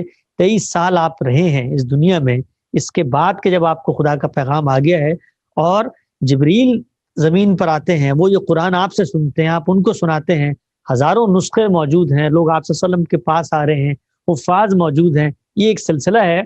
اور دوسری طرف ایک شخص، ایک صحابی اپنی مرضی، اپنی خواہش سے رسالت مآب صلی اللہ علیہ وسلم سے کوئی منسوب بات بیان کرتے ہیں، آپ صلی اللہ علیہ وسلم کے سامنے بھی رکھ دیتے ہیں۔ لیکن ان دونوں چیزوں کے جوہری فرق کو آپ سمجھیں کہ ایک طرف انیشیٹو رسول اللہ کا ہے اور دوسری طرف انیشیٹو انسانوں کا ہے۔ آپ صلی اللہ علیہ وسلم سے لوگ باتیں سنیں گے، بڑی فطری بات ہے، سننی چاہیے، بیان کریں گے, بیان کرنی چاہیے, لیکن کیا آپ صلی اللہ علیہ وسلم نے اس کو نقل دین کا ذریعہ بنایا؟ اگر بنایا تو پھر لوگوں میں سے جن لوگوں نے رسول اللہ صلی اللہ علیہ وسلم کی ان باتوں کو آگے منتقل نہیں کیا تو ان سے اللہ تعالیٰ کا لیے سوال کریں گے کہ آپ نے رسول اللہ صلی اللہ علیہ وسلم کی اس رسالت کے میسج کو آگے کیوں نہیں پہنچایا؟ کہ خبر واحد کا یہی معاملہ ہے, کیا تمام صحابہ یہی کچھ کر رہے ہوتے ہیں؟ ہم نے اسی حدیث کے کام میں خود خبر واحد کے بارے میں یعنی احادیث کے بارے میں صحابہ کا اپنا کیا نقطہ نظر تھا اس پر بھی ایک باب مرتب کیا ہے, اور جب آپ وہ پڑھیں گے تو آپ حیران ہو جائیں گے کہ وہ کس طریقے سے جو دین کے اصل سورسز ہیں قرآن و سنت ان کو الگ کر رہے ہیں اور یہ جو تاریخی ریکارڈ ہے اس کو الگ کر رہی ہیں. ہم یہ کہتے ہیں کہ جب یہ تاریخی ریکارڈ آپ تک پہنچا ہے تو یہ یوں نہیں ہے کہ مجھ سے اور آپ سے منسوب کوئی بات ہے, اللہ کے رسول سے منسوب کوئی بات ہے. تو یہ سوال عقل میں اٹھتا ہے, علم میں اٹھتا ہے کہ جو فور کارنرز قرآن و سنت میں موجود ہیں یہ ہو کیسے سکتا ہے کہ رسول اللہ اس سے کوئی مختلف بات کرے, منفرد بات کریں. تو ہم یہ کہتے ہیں کہ آئیے غور کریں قرآن مجید پہ, کیا جو بات رسول اللہ صلی اللہ علیہ وسلم کہہ رہے ہیں ایسا تو نہیں کہ قرآن میں وہ بات موجود ہے, قرآن کے مزمرات ہی کو کھول رہے ہیں, قرآن ہی کا بیان ہے جس کو مزید واضح کر رہے ہیں, قرآن ہی کا اصول ہے جس کی اطلاقی تعین کر رہے ہیں یا اس کی تفہیم کر رہے ہیں. تو ہم نے یا ہمارے مکتب فکر کے علماء نے ان تمام روایات کو کہ جن کی بنیاد پر یہ دعویٰ کیا جاتا تھا کہ دیکھیے ایک مستقل بذات دین بیان ہو رہا ہے, قرآن و سنت میں نہیں موجود اور دیکھیے یہیں سے ہمیں دین مل رہا ہے, اس کے ریلیشن کو واضح کیا. اور کوئی ایک ایسی روایت نہیں ہے, کوئی ایک ایسی حدیث نہیں ہے کہ جس کے بارے میں ہم یہ کہہ سکیں کہ وہ قرآن سے منفرد یا مختلف کوئی بات اس میں بیان ہو رہی ہے اور ہم اس کا ریلیشن دریافت کرنے میں ناکام ہو گئے ہیں. ناکام ہو بھی جائیں تو تب بھی غور اس بات پر ہوگا کہ لوگوں نے رسول اللہ صلی اللہ علیہ وسلم سے ایک بات کیوں غلط منسوب کی, کیا کوئی اس میں غلطی ہو گئی تھی؟ لیکن دین کی اصل ہدایت وہاں موجود ہے. جب مجھے یہ معلوم ہو جاتا ہے, معاف کیجیے گا, جب مجھے یہ معلوم ہو جاتا ہے کہ رسول اللہ صلی اللہ علیہ وسلم سے یہ بات مجھ تک بالکل اچھے صحیح ذریعے سے پہنچ گئی ہے, یہاں پر بھی میرا ظن غالب ہوتا ہے, تو اس کے بعد یہ امتثال امر کا تقاضا ہے, یہ رسول اللہ صلی اللہ علیہ وسلم کی اطاعت کا تقاضا ہے کہ میں اس بات کو تسلیم کروں. یہی بات غامدی صاحب نے اپنی کتاب میزان میں لکھی ہے کہ جس شخص تک یہ بات پہنچ جاتی ہے اور وہ مطمئن ہو جاتا ہے کہ رسول اللہ کی بات ہے تو اب اس پر حجت قائم ہو جاتی ہے. اب ہم یہ دیکھیں گے کہ اگر بات پر ہمارا اطمینان ہے, رسول اللہ نے کہی تھی تو اب ہم نے اس کی اطاعت کرنی ہے. آپ صلی اللہ علیہ وسلم کا ایک فرمان مجھ تک پہنچ گیا ہے, یہ کیسے ہو سکتا ہے کہ میں آپ صلی اللہ علیہ وسلم کے فرمان کو اٹھا کے پھینک دوں؟ وہ تو واجب الاطاعت فرمان ہے میرے اوپر اگر میں مطمئن ہو گیا ہوں. اور اس کے بعد میں یہ دیکھوں گا کہ رسول اللہ صلی اللہ علیہ وسلم خود قرآن کی کون سی بات کو بیان کر رہے ہیں. حدیثوں کے بارے میں جو تواتر کا دعویٰ کیا جاتا ہے وہ تواتر ہرگز نہیں ہے جو قرآن کے بارے میں. میں نے اس پہ ایک مضمون بھی لکھا ہے, ایک ویڈیو بھی ہے, آپ اس کو دیکھ سکتے ہیں. ڈاکٹر شکیل صاحب آپ انمیوٹ کر کے. جی السلام علیکم, کیا حال ہے حسن, خیریت سے ہیں آپ؟ وعلیکم السلام جی, خیریت سے ہیں جی. سردیاں منا رہے ہیں آپ؟ بہت اچھا. چھوٹا سا مختصر سا سوال ہے, اور وہ سوال اس پہ مورد فیلوز میں ڈاکٹر سلیم شہزاد صاحب نے کام کیا ہے ایک حصے پر اس کے, اور وہ حصہ ہے ہسٹری آف قرآن کا. لیکن میرا سوال جو ہے وہ یہ ہے کہ کیا المورد اس علوم القرآن پر بھی کوئی پروجیکٹ یا کام کرنے کا آپ کا پلان ہے؟ کیونکہ کافی لوگوں نے کام کیا اور کچھ کتابیں لکھی ہیں, اور غالباً سب سے لیٹسٹ جو ہے وہ مولانا تقی عثمانی صاحب نے کام کیا تھا, علوم القرآن پہ ایک چھوٹی سی کتاب لکھی تھی, اور جو اسٹینڈرڈ ورک ہے وہ جلال الدین سیوطی صاحب کا ہے. لیکن اس کا بیک گراؤنڈ اس سوال کا یہ ہے کہ ابھی آپ نے ذکر کیا تواتر قولی کا, اور آپ نے اس بات کا اعتراف کیا کہ جو گرفت اور جو حدت اور جو زور قرآن شریف کے تواتر قولی میں ہے وہ حدیث میں نہیں ہے. اور جتنا لحاظ ایک ایک چیز کا اور اس میں حفاظ کا بہت بڑا ہاتھ ہے, ہم ان کے مرہون ہیں کہ انہوں نے it's a very good work کہ جو اس اسکول سے ایک جنریشن سے دوسری جنریشن تک قرآن شریف, اور پورے انڈو پاکستان اور یہاں پر ہر جگہ وہ جو قرت ہے، الا ماشاء اللہ تھوڑی بہت قرت کا فرق ہے، لیکن وہ میجورٹی ہم لوگ امام حفص عن عاصم کی قرت کو فالو کرتے ہیں، حرم شریف میں بھی اور پاکستان میں بھی. لیکن اسکرپٹ جو ہے اس میں 2 قرآن رائج ہیں پوری دنیا میں، اور اس کی یعنی اس حد تک ہو گئی ہے کہ ابھی لیٹسٹ ایک پبلش ہوئی ہے کتاب، غالباً پاکستان میں کوئی خلیل الرحمن چشتی صاحب ہیں، انہوں نے لکھی ہے، اور عربی زبان کی بہت ساری. اور ان سے میں نے یہی سوال کیا کہ آپ نے اسکرپٹ کیوں نہیں اسٹینڈرڈ اسکرپٹ یوز کرتے آپ عربی کا؟ تو وہ کہنے ہیں ہاں یہ آپ کا پوائنٹ درست ہے، ہمیں کرنا چاہیے. تو میرا صرف چھوٹا سا سوال یہ ہے کہ یہ اس پر علوم القرآن پر المورد کچھ کام کر رہا ہے، نمبر 1، اور نمبر 2 کہ کیا 2 قرآن آپ سمجھتے ہیں کہ یہ مناسب ہیں، یا پوری دنیا میں ایک اسکرپٹ بھی ہونا چاہیے ایک قرت کے ساتھ ساتھ؟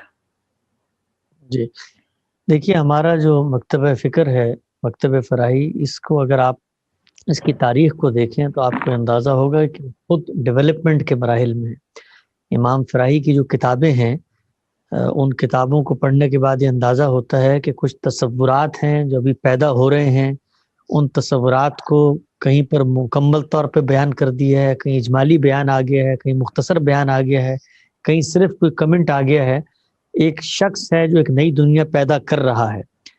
آپ کے اس کام کو آگے بڑھایا ہے مولانا امین حسن اصلاحی صاحب نے، ان کی شرح آفاق تفسیر تدبر قرآن، قرآن مجید پر فکر فراہی کی روشنی میں جو اصول تھے ان کو سامنے رکھ کر ایک پہلی مرتب مکمل تفسیر جو ہے وہ سامنے آئی. اور اس کے بعد جناب استاد مکرم جاوید احمد غامدی صاحب نے اسی کام کو مزید آگے بڑھایا اور پورے دین کو اسی فکر کے زاویے سے دیکھا. نہ صرف یہ بلکہ قرآن مجید کا بھی اثر و ایک ترجمہ کیا اور اس پر مختصر حواشی لکھے. تو یہ مکتبہ فکر کا جو کام ہے، بنیادی کام، وہ خود اس وقت ڈیولپمنٹ کے مراحل میں. حدیث کا ایک پروجیکٹ اس وقت باقی ہے. جب یہ کام بھی مکمل ہوگا تو آپ یہ کہہ سکتے ہیں کہ اصول کی حد تک ایک مکتبہ فکر کا جو پورا زاویہ نظر ہے وہ لٹریچر کی صورت میں مرتب انداز میں سامنے آ چکا ہے. تو یہ ابتدا ہے ایک پورے کے پورے نئے پیراڈائم کی، ایک پورے کے پورے نئے منہج کی. جس وقت یہ کام ہو گیا، مثلا قرآن مجید کی 2 تفاسیر لکھی جا چکی ہیں، تو علوم القرآن کیا ہے؟ یہی کہ قرآن مجید کے اندر جو زیر بحث مسائل ہیں، قرآن مجید کی جو مشکلات ہیں، قرآن مجید کے اندر جو زبان کے بارے میں باتیں ہیں، محکم متشابہ ہے، ناسخ و منسوخ ہے، ان سب چیزوں کو ہم نے ایک منفرد مختلف زاویے سے دیکھا ہے. تو یہ اب آگے کا کام ہے، سیکنڈری کام ہے جو مختلف محقق علماء اس پر کریں گے. اور میرے علم کی حد تک اس وقت ہمارے دوست رضوان اللہ صاحب فیصل آباد میں ہوتے ہیں، بڑے اچھے محقق عالم ہیں، وہ البیان کے حوالے سے ایک سلسلہ لکھ رہے ہیں. اس کی پریزنٹیشن اس سے تو مختلف ہے جو ہمارے عام طور پہ علوم القرآن کی کتابوں میں ہوتی ہے، لیکن اس میں وہ کام یہی کر رہے ہیں کہ وہ امتیازات بتائیں کہ ہماری فکر کی روشنی میں جب قرآن مجید کا جائزہ لیا گیا ہے تو اس میں کس طریقے سے اور کن نئے علوم اور کن چیزوں اور کن پہلوؤں کو واضح کیا گیا ہے، اور کیسے ہم مختلف اور منفرد ہیں ماضی کے اس کام سے. تو اس کا آپ مطالعہ کر سکتے ہیں. باقی جہاں تک قرآن کی بات ہے، قرآن پوری دنیا میں ایک ہے، اللہ نے اس کا فیصلہ کر دیا ہے سورہ قیامہ کے اندر، اور وہ بتا دیا ہے کہ یہی قرآن ہے، اسی کی قرات کی جائے گی، اسی کی پیروی کی جائے گی. سورہ قیامہ کی اس آیت کے بعد قرآن کا کوئی دوسرا نسخہ، کوئی دوسری قرات قابل قبول نہیں. یہ عدیلہ اسد صاحبہ کا ایک سوال میسج میں رسیو ہوا ہے. وہ پوچھتی ہیں کہ سورہ سجدہ کی جو آیات ہیں، بدا خلق الانسان من طین، انسان کی تخلیق کے حوالے سے، اس کے بارے میں استاد محترم غامدی صاحب کا کیا نقطہ نظر ہے؟ غامدی صاحب کی تفسیر میں آپ ان کا جو نقطہ نظر ہے وہ دیکھ سکتے ہیں. میں ایک اختصار سے اس کا خلاصہ اپنے علم کی حد تک بتا دیتا ہوں، اور وہ یہ ہے کہ قرآن مجید نے انسان کی تخلیق کے حوالے سے تصور پیش کیا ہے، وہ ارتقاء کا نہیں ہے بلکہ تسویے کا ہے. تسویے کا مطلب ہوتا ہے ایسا نہیں کہ کوئی حیوانی یا جانور کا وجود تھا جس سے ارتقاء پا کر انسان بنا ہے، بلکہ وہ ایک حیوانی وجود تھا، اس کے اندر تسویہ کیا گیا، اس کا نقص درست کیا گیا ہے، اس کے اندر تخلیقی مراحل آگے بڑھے ہیں، جس کے بعد یہ جو حیوانی انسان ہے وہ انسانی شخصیت اس کو عطا کر کے انسانی انسان بنا ہے. تو یہ وہ فرق ہے جو عام طور پہ ارتقاء اور تسویہ کے نظریے میں ملحوظ نہیں رکھا جاتا. قرآن مجید کا نقطہ نظر اس حوالے سے تسویہ کا ہے، نہ کہ ارتقاء کا. اچھا، تو شیراز مرزا صاحب نے ہاتھ کھڑا کیا تھا، تو آپ یہ انوار صاحب بھی کرنا چاہ رہے ہیں. انوار صاحب تو باری باری کر لیں دونوں. جی السلام علیکم. وعلیکم السلام. جی ماشاءاللہ سب سے پہلے تو بہت بہت شکریہ، اور آپ کے دیدار ہوئے اور ماشاءاللہ بہت ہی اچھے لگ رہے ہیں. اللہ تعالیٰ اسی طرح آپ کو صحت تندرستی اور ایمان کی سلامتی کے ساتھ جو کام کر رہے ہیں اللہ تعالیٰ اس کو تکمیل تک پہنچائے. بہت ہی گریٹ کام ہے ماشاءاللہ. اس میں میرا شارٹ سوال یہی ہے کہ ایک تو غامدی سینٹر جو آپ نے بنایا ہے، اس میں کون کون سے، ایک تو ہمیں شعبے آپ نے کچھ بتائے ہیں یہ، لیکن اس میں دعوت کا اور تبلیغ کا کوئی شعبہ بنایا گیا اس میں؟ اور کیا ہمارے دوسرے اہل کتاب اور دوسرے آتے ہیں وہاں پہ کچھ، اور اس سلسلے میں کچھ کام ہو رہا ہے جی دعوت کے لیے؟ جی، یہ سینٹر کا قیام تو ابھی کم و بیش 1 سال ہوا ہے اور یہ بالکل اپنے ابتدائی مراحل میں ہے. اور اس میں جو اصل مرحلہ تھا وہ یہ تھا کہ لوگوں کو یہاں پر لایا جائے. تو میری منتقلی کا یہاں پر بندوبست کیا گیا، وہ پروسیس ابھی جاری ہے. اسی طریقے سے ان قریب ارادہ ہے ڈاکٹر شہزاد سلیم صاحب یہاں تشریف لائیں گے، مستقلاً یہیں پر ہوں گے، اور جو اکیڈمک معاملات ہیں سینٹر کے وہ سنبھالیں گے. سینٹر کے تحت اس وقت تو مختلف ایکٹیویٹیز آپ دیکھ رہے ہوں گے. غامدی صاحب کا درس ہوتا ہے، اس کے علاوہ ہم یہاں پر مختلف جو سیریز ہیں، پروگرامز ہیں، وہ کرتے ہیں. یہاں پر جو کچھ لٹریچر ہے غامدی صاحب کا وہ یہاں پر موجود ہے.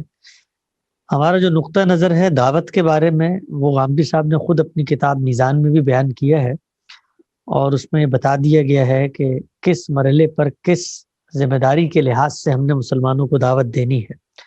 تو مسلمانوں کو جو دعوت دی جائے گی یا غیر مسلموں کو دعوت جو دی جائے گی، وہ بنیادی طور پہ قرآن مجید ہی ہے. قرآن نے خود بھی اس کو واضح کیا کہ فذکر بالقرآن من یخاف وعید، کہ قرآن کے ذریعے سے تذکیر کرو، نصیحت کرو، یاد دہانی کرواؤ. قرآن مجید ہی ہماری دعوت کی بنیاد ہے، دعوت کی بنیاد بننا چاہیے ہے. تو ہم یہاں پر قرآن مجید کو پڑھ رہے ہیں، پڑھا رہے ہیں. اس سے متعلقہ جو علوم ہیں لوگوں کو وہ بھی سکھا رہے ہیں. آن لائن کچھ کورسز کا انعقاد بھی کیا گیا ہے. اسی طریقے سے غیر مسلموں کے معاملے میں ایک بڑی ہرڈل یہ ہوتی ہے کہ ان کے اسلام کے بارے میں تحفظات ہوتے ہیں. تو ہماری کوشش یہ ہے کہ قرآن کے کچھ منتخب حصے ایسے مرتب کیے جائیں کہ جو ان کو دیے جائیں اور وہ ان کو براہ راست پڑھتے ہی اپنی ریلیونس ان سے محسوس کریں. تو غیر مسلموں سے رابطہ بھی رہتا ہے. یہاں پر جو محقق اسکالرز ہیں امریکہ کی مختلف یونیورسٹیز میں، وہ غامدی صاحب کے افکار کو پڑھتے بھی ہیں، رابطہ بھی کرتے ہیں. انٹرویوز کا سلسلہ بھی ہوتا ہے. اس وقت کم و بیش میرے علم کے 10 سے زیادہ ماسٹرز ہیں، اسی طرح پی ایچ ڈیز ہیں جو خود ہمارے مکتبہ فکر کے حوالے سے ہو رہی ہیں، اور ان میں بیشتر غیر مسلم ہیں. وہ ہم سے رابطے میں رہتے ہیں، بہت ساری چیزیں سنتے سمجھتے بھی ہیں، مسیحی بھی ہیں، یہودی بھی ہیں. تو ان تک بھی بات پہنچ رہی ہے. باقی زبان ایک بڑی ہرڈل ہوتی ہے کیونکہ امریکہ کے اندر انگریزی زبان ہی ہے اور ہمارا ذات اوریجنل وقت اردو میں ہے. تو اس وقت ادارہ اپنے قدموں پہ کھڑے ہو کر کوشش یہ کر رہا ہے کہ ٹرانسلیشن کا زیادہ سے زیادہ کام ہو تاکہ یہاں کی جو لوکل آبادی ہے ان تک بھی یہ پیغام پہنچے. شکریہ. اگر طارق صاحب اجازت دیں تو میں ایک اور سوال پوچھ لوں طارق صاحب؟ بالکل بالکل. اچھا، اس میں یہ جو انہوں نے حوروں کے بارے میں یہ سب کو خوش کر دیا انہوں نے اپنا. اس کے اپنا حسن بھائی اس میں تھوڑا سا مختصر بتا دیں کہ کیا حوروں پہ کیا قابو ہے تاکہ کچھ لوگ خوش ہو سکیں. وہ آدھی بات بتائیے اس لیے سب خوش ہوئے ہیں. اگر پوری بتا دیتے تو مغموم ہو جاتے سب. آپ اگر مجھ سے نہ ہی پوچھیں تو آپ کی خوشی شاید برقرار رہے. اگر میں نے بتا دیا تو شاید وہ جو مسرت ہے وہ کافور ہو جائے گی. تو بار کے وہ چھپنے کے مراحل میں اس وقت پریس میں اس مہینے انشاءاللہ وہ شائع ہو جائے گا. بہت ساری روایات تھیں کوئی کم و بیش 500 سے زائد روایات تھیں جن کا استقصاء کیا گیا، جن پہ تحقیق کی، تو معلوم یہ ہوا کہ ان میں سے بہت بڑے پیمانے پہ روایات کا جو ذخیرہ ہے وہ خواہشات ہی پر مبنی ہے، اور خود محدثین نے اس پر کام کر دیا ہے اور یہ بتایا ہے کہ سندن اس کی نسبت رسول اللہ سے ثابت نہیں ہوتی۔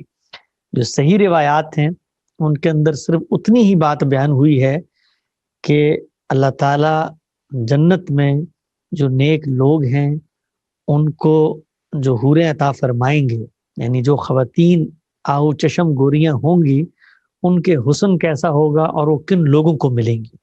اس سے آگے بڑھ کے اس مخلوق کے جو اوصاف و خصائص ہمارے عام طور پہ واعظین بیان کرتے ہیں، ان کے قد کے اور ان کے کپڑوں کے اور ان کے مختلف حلیہ احوال کے، وہ روایتوں سے ثابت نہیں ہوتا۔ باقی یہ بات کہ وہ کوئی الگ مخلوق ہوں گی یا وہ جنت ہی کی جنت میں جانے والی وہی خواتین ہوں گی جو دنیا کے اندر موجود ہیں، یہ اللہ کے لیے اس میں کوئی مشکل نہیں ہے۔ کوئی نئی مخلوق بھی پیدا کرنا چاہیں، قرآن کے نظائر، قرآن کے اشارات ہی کہتے ہیں کہ جنت میں وہی خواتین جائیں گی جو دنیا میں مستحق ہو چکی ہیں، اور اللہ تعالیٰ انہی کو وہ حسن عطا کرے گا جس سے وہ آہو چشم گوریاں بن جائیں گی۔ جزاک اللہ خیر۔ یہ پہلے جاوید مغل سوال کر لیں گے، پھر خلیل صدیقی صاحب۔ نہیں، دراصل میں نے سوال جو کرنا تھا اس کو آلریڈی مجھے جواب مل گیا، تو ہم اوکے، کسی اور کو چانس دے دیجیے۔ ماشاءاللہ۔ خلیل جی وہ شیراز صاحب کچھ سوال کر رہے تھے، ان کو کر نہیں خلیل بھائی، اصل میں وہ میں جو ہینڈ ریز کیا تھا تو اس کو وہ ڈاؤن کرنا بھول گیا تھا، تو میں چاہتا ہوں کہ میرے بجائے جو اور دوست ہیں جن نے ابھی تک سوال نہیں کیے ان کو میں موقع دیتا ہوں۔ جی میرے ساتھ بھی جو میں سوال کرنا چاہ رہا تھا وہ اور ہمارے انوار بھائی نے کر دیا۔ چلے الحمدللہ آپ کو جوابات مل گئے۔ ایک میسج میں سوال آیا ہوا ہے، میں اس دوران میں اور خلیل اللہ صدیقی صاحب کو اس دوران میں کوئی سوال سوچ گیا تو پھر اس کے بعد وہ مزید کیجیے گا۔ یہ ایک سوال پوچھا ہے سیمی صاحبہ نے، کہ سوال نہیں ہے، انفیکٹ یہ انہوں نے کہا ہے کہ جو 23 اعتراضات والا آپ کا پروگرام آتا ہے اس میں مدرسہ ڈسکورس پر پروگرام اور فضل الرحمان، ڈاکٹر فضل الرحمان کے جو فکر ہے اس کے بارے میں ہلکا سا تو ایک آپ نے لے لیا تھا، ریکارڈنگ کر لی تھی غامدی صاحب کے ساتھ، تو وہ غالباً یہ کہنا چاہتی ہیں کہ یہ دو جو چیزیں ہیں، ایک مدرسہ ڈسکورس کے ساتھ جو تفاوت ہے فکر میں اس کے حوالے سے اور ڈاکٹر فضل الرحمان کے حوالے سے، یہ ان 23 اعتراضات میں کیا اس فہرست میں ہے؟ اگر ہے تو یہ اس کی باری کب آئے گی، اور اگر نہیں ہے تو کیا اس کو شامل کیا جا سکتا ہے؟ یہ ان جو اعتراضات ہیں ان کی فہرست میں تو نہیں ہے، وہ اعتراض ان اعتراضات پر مشتمل ہے جو بالعموم ہمارے روایتی علماء کرتے ہیں۔ تو روایتی علماء ہمارے افکار پہ کرتے ہیں، نہ کہ ہم اور روایتی علماء کسی دوسرے نقطہ نظر کے بارے میں کوئی تحفظات رکھتے ہیں۔ اس طریقے کے تو بے شمار موضوعات ہیں، لیکن یہ سیریز خاص ہے غامدی صاحب کے افکار کے اوپر جو تنقیدات کی گئی ہیں۔ ظاہری بات ہے مدرسہ ڈسکورس ایک بالکل ہی تیسری انڈیپینڈنٹ چیز ہے، ڈاکٹر فضل الرحمان کی اپنی ایک مستقل فکر موجود ہے، تو اس کے اندر تو یہ دو چیزیں شامل نہیں ہیں۔ تاہم غامدی صاحب کا جو درس قرآن اور درس حدیث اور درس میزان ہوتا ہے ہفتے اتوار کو، مختلف جو اس طرح کے موضوعات ہیں ان کو وہاں پہ ان کے ساتھ زیر بحث لاتے رہتے ہیں۔ جی خلیل بھائی آپ کا ہے سوال؟ نہیں جی جواب مل گیا مجھے۔ ٹھیک ہے، شیراز مرزا آپ سوال کر رہے ہیں۔ جواب تو آپ کو مل گیا، اپنا سوال تو بتائیں تھا کیا جس کا جواب دیا ہے آپ کو؟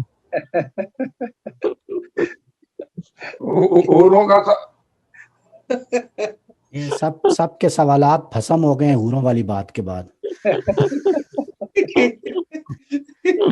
اور ایک صاحب نے لکھا تھا واٹس ایپ کے اوپر میسج تھا کہ میرے جاوید احمد غامدی سے فکری اختلافات تو تھے لیکن حوروں کے بارے میں جو انہوں نے کہا ہے اب فطری اختلافات بھی ہو گئے۔ اب ذاتی دشمنی پہ آ گئی بات، انہوں نے کہا ذاتی دشمنی پہ بات آ گئی۔ جی اپنا جاوید مغل بھائی آپ کر لیں سوال۔ السلام علیکم، بڑی خوشی آپ کو دیکھ کے ماشاءاللہ۔ یار وہ ابھی آپ نے ایکسپلین کیا تھا، میں تھوڑا سا کیوں میری اردو اتنی وہ ان ڈیپتھ کی نہیں ہے تو وہ الفاظ کے کچھ وہ شرمبر میں پھنس گیا میں، آپ ان نیٹ شیل میں میرا خیال آپ وہ ذکر کر رہے تھے ایوولوشن کا، تھیوری کا، یہ ڈارون کا یہ وہ کانسیپٹ جو کہ بھی animal to man and then versus man to man, اس کے بارے میں جو بھی آپ نے بیان کیا اگر مائنڈ نہیں کرے تھوڑا سا مجھے تھوڑا سا الیبوریٹ کر کے بتا دیجئے کہ کیا غامدی صاحب کا کیا نظریہ اس ایوولوشن تھیوری کے اوپر؟ دیکھیں قرآن مجید کے جو اشارات ہیں، قرآن مجید کے جو بیانات ہیں، وہ بتاتے ہیں کہ اللہ تعالیٰ نے ایسا نہیں تھا کہ کوئی جانور پیدا کیا تھا جس سے انسان بنا ہے، جو عام طور پہ ہمارے ہاں نظریہ ارتقاء میں بات کہی جاتی ہے۔ اللہ تعالیٰ قرآن مجید میں بیان فرماتے ہیں کہ ایک حیوانی وجود تھا جس کو اللہ تعالیٰ نے تخلیق کیا ہے، وہ براہ راست تخلیق کیا گیا ہے، زمین کے پیٹ سے تخلیق کیا گیا ہے۔ اس حیوانی وجود کے اندر جو انسانی شخصیت ہے وہ اللہ تعالیٰ کی پھونک کے ذریعے اس میں ڈالی گئی ہے۔ وَنَفَخْتُ فِيهِ مِن رُوحِي، خدا نے اپنی پھونک اس میں جب ڈالی تو اس سے یہ انسانی شخصیت وجود میں آئی۔ وہ حیوانی شخصیت بھی قرآن مجید یہ بتاتا ہے کہ ایک تدریج کے پروسیس سے گزری ہے، یعنی جس کو ارتقاء کہا جاتا ہے وہ تو اصل میں نوعیت کی تبدیلی میں پیدا ہو رہا ہے کہ پہلے شاید کوئی جانور تھا، اس سے وہ انسان بن گیا۔ یہاں پر بھی ایک تدریج ہے، یہاں پر بھی ایک تبدیلی ہے، یہاں پر بھی ایک تغیر ہے، لیکن یہ تغیر اس کے حیوانی وجود، موجود حیوانی وجود میں ہے۔ اللہ تعالیٰ نے اس کو بتایا کہ وَسَوَّا، یعنی اس کا نقص درست کر دیا، تسویہ کر دیا۔ اسی سورہ سجدہ کی جو آیات ہیں ان کو آپ پڑھیں تو بتایا کہ جب یہ کر دیا تو پھر اس کے بعد اس کو سمو بصارت کی اور سننے سمجھنے کی صلاحیت جو ہے وہ دی گئی، اور وہ کب دی گئی؟ جس وقت اللہ تعالیٰ نے اپنی روح اس میں پھونک دی۔ تو خلاصہ کیا ہے؟ خلاصہ یہ ہے کہ ایک طرف یہ نقطہ نظر ہے کہ انسان آج جو انسان بنا ہے یہ جانور سے ارتقاء پا کر یا بندر سے برمانس سے ارتقاء پا کر یہ انسان بنا ہے۔ قرآن مجید یہ کہتا ہے کہ حیوانی وجود تھا جس کو خدا نے تخلیق کیا ہے، اس حیوانی وجود کا وقت کے ساتھ ساتھ تسویہ ہوا ہے۔ تسویہ کا مطلب یہ ہوتا ہے کہ اسی میں بہتری کی گئی ہے، اسی کے نقص درست کیے گئے ہیں۔ یوں نہیں ہوا کہ پہلے بلی تھی اور پھر بندر بن گیا، بلکہ حیوان ہی تھا۔ تو وہ جو حیوانی وجود تھا اس کو انسانی وجود اس وقت ملا جب اللہ تعالیٰ نے اس میں اپنی روح پھونکی اور اس سے اس کو وہ شخصیت ملی جس کو آج ہم انسان کہتے ہیں۔ یہ حیوانی وجود جو ہے نا وہ مجھے تھوڑا ابھی بھی کنفیوز کر رہا ہے، اس کو ڈیفائن کریں اور اس کی سورس کیا ہے قرآن میں سے کہ بھئی یہ حیوانی وجود، اس کو تھوڑا ذرا مجھے ایکسپلین کر دیجئے، یہ مجھے تھوڑا کنفیوز کر رہا ہے۔ یہ اللہ تعالیٰ نے بتایا نا کہ جب انسان کو پیدا کیا گیا، بدا خلق الانسان من طین، یعنی انسان کو مٹی سے بنایا گیا، اور پھر اس کے بعد اسی سورہ سجدہ میں آگے بتایا گیا کہ اس کے بعد کیا کیا گیا، اس کا تسویہ کیا گیا، اس کا نقص درست کیا گیا۔ اس کے بعد قرآن نے بتایا وَنَفَخْتُ فِيهِ مِن رُوحِي، گویا ایک انسان بن چکا ہے، اس کا حیوانی وجود سامنے آ چکا ہے۔ پھر دوسری جگہوں میں بتایا ہے کہ اس کو کیسے بنایا گیا، وہ زمین کے پیٹ سے بنا، زمین کے اندر ہی سے مٹی سے بنا۔ وہ بننے کے بعد انسان وہ کب بنا جس کو ہم انسان کہتے ہیں اپنی زبان میں، گویا شخصیت اس کو کب عطا کی گئی۔ انسان کن چیزوں کا نام ہے؟ تین ہی چیزیں انسان میں، انسان کا اخلاقی وجود ہے، انسان کی حصے جمالیات ہے، اور انسان کے اندر اللہ تعالیٰ نے خیر و شر کا یہ شعور رکھا ہے۔ یہ تین چیزیں ہیں جو اس کو انسان بناتی ہیں۔ تو یہ تین چیزیں اس کے اندر کب پیدا ہوئی؟ گویا کہ اس کے اندر یہ شخصیت کب پیدا ہوئی؟ تو قرآن نے اس کو صراحت سے بیان کیا ہے۔ آپ سورہ سجدہ کی ان آیات کو اگر کھولیں اور اس کی تفسیر میں دیکھیں تو غامدی صاحب نے بہت تفصیل سے بتایا ہے کہ اللہ تعالیٰ نے بتایا کہ وہ نفخت فیہ من روحی، میں نے جب اس میں اپنی پھونک دی تو اس کے بعد اس کو یہ صلاحیتیں ملی ہیں کہ وہ اب اس کے اندر ایک قوت بھی ہے کہ وہ چیزوں کو دیکھتا ہے، ریلائز کرتا ہے، اس کا اخلاقی وجود، اس کی حصے جمالیات، اس کے اندر خیر و شر کا یہ شعور جو الہام کیا ہے خدا نے، یہ معاملہ ہے جو شخصیت کے ساتھ کیا گیا ہے۔ تب وہ انسان بنتا ہے جو آج ہمارے آپ کے سامنے موجود۔ میں یہ سارا سمجھ گیا تھا، سوری آپ کا، مگر صرف مجھے جو مسئلہ یہ ہو رہا ہے کہ جب آپ حیوانی وجود کا ذکر کرتے ہیں تو اس میں کانسیپٹ یہ ہے کہ کیا فزیکل فارم جو اس وقت کریٹ کی گئی وہ فارم ڈیفرنٹ تھی اور وہ اس ایوولوشن کے بعد ایک اور فارم میں چینج ہوئی؟ ڈزنٹ میٹر اینیمل کی بات نہیں کر رہا ہوں، آپ جس حیوانی وجود کا ذکر کر رہے ہیں وہ حیوانی وجود کا نظریہ کیا اس کا کانسیپٹ کیا ہے؟ کیا وہ جو ہماری اب فارم ہے یا ملتی جلتی فارم اس فارم میں تھی، یا وہ کچھ ایک ٹوٹلی میوٹیڈ فارم میں تھی؟ وہ کیا فارم تھی، اس کا نظریہ آپ پیش کر رہے ہیں؟ مطلب جی قرآن مجید نے بات بتائی ہے کہ جب بدا الخلق الانسان من طین ہوا ہے تو اس کے بعد کیا ہوا، ثم جعل نسلہ من سلالۃ من ماء مہین، اس کی نسلیں اس سے پیدا ہوئی ہیں. جب نسلیں پیدا ہوئی ہیں اسی انسان کو جس کو ابتدا میں بنایا گیا تھا، اس کے بعد اللہ تعالیٰ نے فرمایا ثم سواہ، اس کا نکسک درست کیا گیا، اس کو نکھارا گیا. ہم یہ جانتے ہیں کہ جب نسل بڑھتی ہے، نسل سے نسل پیدا ہوتی ہے، تو اس کے اندر ایک تسویہ ہوتا ہے، اس کے اندر ایک تبدیلی پیدا کی جاتی ہے. یہ فارم کی تبدیلی نہیں ہے، یہ جنس کی تبدیلی نہیں ہے، یہ نوعیت کی تبدیلی نہیں ہے، بلکہ ایک موجود چیز کے اندر نکھار آتا ہے، تسویہ ہوتا ہے. تو وہ جو حیوانی وجود تھا اس کی حقیقت کیا تھی ہمارے علم میں نہیں ہے. قرآن مجید نے جتنی بات بیان کی ہے اتنا ہی ہم جانتے ہیں. انسان اپنے علم کے ذرائع سے جن چیزوں کو جان سکتا ہے اس میں یہی چیزیں ہیں جو اس کو اللہ تعالیٰ نے بیان کی ہیں. اس کے اندر تبدیلی ہوئی. اب وہ تبدیلی سے پہلے ناک کہاں لگی ہوئی تھی، آنکھ کہاں لگی ہوئی تھی، کان کہاں لگا ہوا تھا، یہ ہم نہیں کہہ سکتے. لیکن جو بات ہم کہہ سکتے ہیں وہ یہ ہے کہ یہ تبدیلی ہوئی ہے. حیوانی وجود تخلیق ہوا، نسلیں بڑھی، نسلیں بڑھنے کے بعد قرآن کہتا ہے ثم سواہ ہوا، ان کو نکسک درست کیا گیا. اس کے بعد وہ کہتا ہے فنفخت فیہ من روحی، ان میں سے انتخاب کیا گیا ہے پھر 2 لوگوں کا، اور ان کو پھر دنیا میں مبعوث کیا گیا ہے اور انہی کو پہلا پیغمبر بنایا گیا ہے. وہی فطرت کی روشنی جو ان کے ساتھ موجود تھی، اس کے ساتھ الہام فطرت کے ساتھ ساتھ خدا کی شریعت اور ہدایت بھی دنیا میں لے کر آئے. عادلہ صاحبہ آپ سوال کر سکتی ہیں، اس کو انمیوٹ کر لیں. شکریہ. السلام علیکم طارق صاحب. السلام علیکم حسن صاحب. وعلیکم السلام. کیسی ہیں بہن؟ خیریت سے؟ میں بالکل ٹھیک ہوں. مریم کیسی ہیں؟ بچے کیسے ہیں؟ سب خیریت؟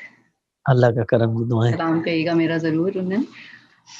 یہ سوال جو جس کے بارے میں جاوید صاحب نے ابھی بہت سے سوال کیے، یہ میرا سوال تھا اوریجنلی، اور اس میں بہت ساری پرابلمس ہیں سوال میں. آپ کو ڈیٹیل سے لکھ کے بھیج دوں گی، ابھی تو وقت نہیں ہے کہ میں اتنا آپ کو بتاؤں.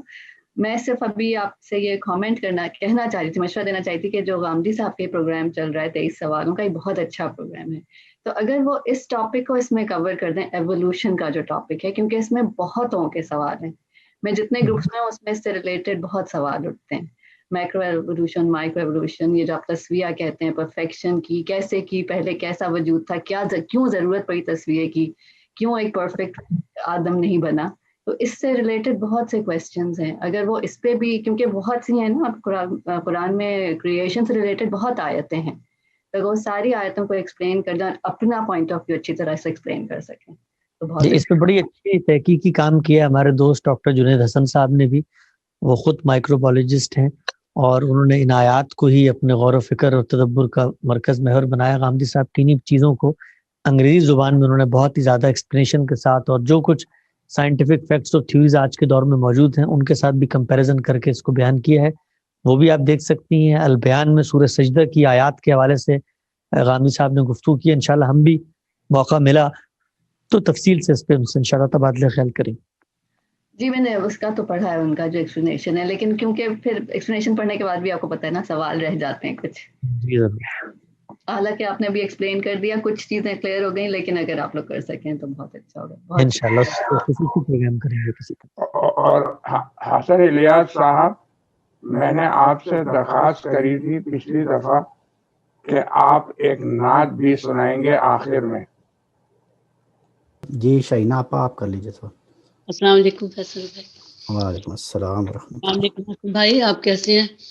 بہت بہت شکریہ. سوال تو کوئی نہیں ہے، بس میرا دل چاہ رہا تھا میں آپ کا شکریہ ادا کروں. بہت بہت شکریہ آپ کا. آپ کو دیکھ کے بہت خوشی ہوئی. آپ کا شکریہ جی. آپ لوگوں کی عنایت مجھ جیسے طالب علموں کو موقع دیتے ہیں گپ شپ کا. اللہ تعالیٰ ٹائم دوبارہ آئے، یہ کووڈ کا اللہ میاں ختم کرے تو ہم انشاءاللہ دوبارہ آپ کینیڈا آئے تو ملاقات ہو آپ سے سب سے. بس مجھے یہی کہنا تھا کہ بس آپ کے لیے بہت سی دعائیں، آپ کے لیے سب چیز ہے. بہت بہت شکریہ. شکریہ حسن صاحب کہ آپ نے بہت سارے سوالات کے جواب دیے. پھر آپ ایک نعت سنا دیں گے اور اس کے بعد ناظم صاحب آپ کا شکریہ ادا کر دیں گے انشاءاللہ. یہ ویسے نعت سے پہلے معذرت کے ساتھ ایک آخری سوال منیر صاحب کا لے لیں پلیز. جی ایکچولی اتفاق سے جو میرے ذہن میں سوال آیا تھا اس پہ اپنا الیاس بھائی نے آخر میں وہ उस पर खुद ही कमेंट कर दिया उन्होंने। मेरे ज़हन में सवाल यही आ रहा था कि अल्लाह ताला ने जो सूरह रहमान में कि जो हूर की उसमें जो उसमें जो सिफ्त बताई है, तो किसी मर्द ने उसको छुआ नहीं होगा। सही। तो उस लिहाज से एक ज़हन में सवाल आता था कि अगर वही औरतें हैं कि जो वहाँ मिलेंगी, तो फिर ये जो अल्लाह ताला ने इजाफी सिफ्त बताई है कि वहाँ पे वो ऐसी होंगी जिसको किसी मर्द या जिन्नात की सूरत में, तो ये सवाल आ रहा था। उस पर उन्होंने अपना लियाज भाई ने खुद ही उस पर कमेंट किया। तो ये था कि इसके बारे में बताइए कि मेरे ज़हन में यह था कि अगर तो वही आपको जो ख्वातीन है वही है, तो फिर वो जो अनटच वाली बात है वो बात समझ नहीं आती, क्योंकि इंसान की फितरत में जो चीज़ है वो उसकी काशी करती है कि इंसान जो है, मर्द की मैं बात कर रहा हूँ मर्द के हवाले से, कि ये बहुत बड़ी मर्द के लिए वो होती है कि ऐसी औरत जैसे हम कंवारी कहते हैं, तो बहुत बड़ा एक वो, तो उस लिहाज से मेरे ज़हन में सवाल था। तो जी बस यही मैं अपना पूछना चाह रहा था। जी, मैंने इसी के जवाब में अर्ज किया कि वो कुरान मजीद में दूसरे मकाम पर ये बताया है कि जो दुनिया की ख़वातीन होंगी उनके बारे में ये कहा है कि उनको वहाँ नई उठाया जाएगा, सुम्मा अंशाना हुन्ना इंशा, और उसके बाद बताया कि वो किस नौइयत की बना दी जाएंगी। तो अगर ये हूरों के मुतल्लिक बयान है तो वहाँ कहने की ये कोई ज़रूरत नहीं है कि उनको नई उठाया जाएगा, इसलिए कि हूर अगर कोई मुतफर्रिक, मुनफरिद, मुख्तलिफ, अलहदा नई मखलूक है तो उसको होना ही नया चाहिए। ये बताने की क्या ज़रूरत है, और किसको उठाया जाएगा नई उठान। तो दुनिया की औरतों के बारे में कुरान मजीद ने बताया है कि उनको नई उठाया जाएगा, एक मौके पे ये बताया। दूसरी जगह सूरह रहमान में ये है कि वो जो ख़वातीन वहाँ होंगी उनके साथ मामला ये होगा कि उनको किसी जिन्नो इंस ने नहीं छुआ हो। तो अब अकल ये कहती है कि जो दुनिया की औरतों की सिफत बयान की जा रही है कि उनको नई उठाया जाएगा, यही करीने क़यास बात है कि उन्हीं के बारे में दूसरी जगह पे बात कही गई है। अगर कोई अलहदा मखलूक पैदा करनी थी तो उसके लिए ये कहने की क्या ज़रूरत है कि वो नई उठाई जाएगी और उसको किसी जिन्नो इंस ने नहीं छुआ होगा, उसको तो छूने नहीं चाहिए किसी जिन्नो इंस ने। तो अकल ये कहती है कि जब दुनिया की औरतों की सिफत बयान हुई है तो कुरान मजीद में जिस जगह ये कहा गया है उन्हीं के बारे में ज़्यादा करीने क़यास है। ताहम किसी नई मखलूक को खुदा पैदा नहीं करेगा, इसकी नफी नहीं है कहीं कुरान में। तो बहुत खूब। तो अब नाजिम साहब से मैं इल्तिमास करूंगा कि वो आपका शुक्रिया अदा कर दें। अस्सलाम वालेकुम हसन भाई। वालेकुम सलाम जनाब क़िबला। कैसे हैं आप, खैरियत से? अल्लाह का शुक्र जी, दुआएं आपकी। अच्छा, सबसे पहले तो ये कि मैं पहले आपका शुक्रिया अदा कर दूं कि आज आपने बड़ी इज्जत दी हमें और हमारी महफिल में आप आए, और मैं उम्मीद करता हूं कि आइंदा भी ये सिलसिला जारी रहेगा, ना सिर्फ आपके साथ बल्कि गामदी साहब के साथ भी। और इसके बाद मैं आखिर में सिर्फ आपसे एक सवाल तो नहीं है, आपने जो सिलसिला शुरू किया 23 एतराज़ात के हवाले से, बहुत ही अच्छा सिलसिला है। बड़ी ख़ास तौर पे आप जिस तरीके से उसको कंडक्ट करते हैं और जिस तरह सवालात आप उनसे पूछते हैं, वो यकीनन वो लगता है कि ये बात मतलब हमारे दिल में थी जो आप वहाँ उनसे पूछ लेते हैं, कुछ आपको फीडबैक भी मिलती होगी। मेरी एक छोटी सी एक ऑब्जर्वेशन थी, और जो हम में से कुछ और दोस्तों की भी है, और वो ये कि आप जिस वक्त इब्तिदा कर रहे होते हैं, बात कर रहे होते हैं, उस वक्त आप गामदी साहब से मतलब उनके सामने बैठे हुए हैं, लेकिन बहुत ज्यादा उनसे आंखें नहीं मिलाते हैं। आप बिल्कुल आप नीचे सर झुका के अपनी बात को कर रहे होते हैं, हालांकि पढ़ भी नहीं रहे होते आप। तो वो एक जरा सी देखने वाले को, जो एक व्यूअर है, उसको मतलब मुझे वो शायद वो कुछ बेहतर नहीं लगता। ये मेरी एक ऑब्जर्वेशन थी, ये हो सकता है कि मैं गलत हूँ। मैंने तारिक साहब से कहा था, इसके ऊपर बात की थी, तो तारिक साहब ने इसका ये जवाब दिया था कि ये असल में एक उस्ताद के सामने एक शागिर्द को ऐसा ही होना चाहिए। तो शायद यही हो इसका, बस यही मुझे कहना था आपसे।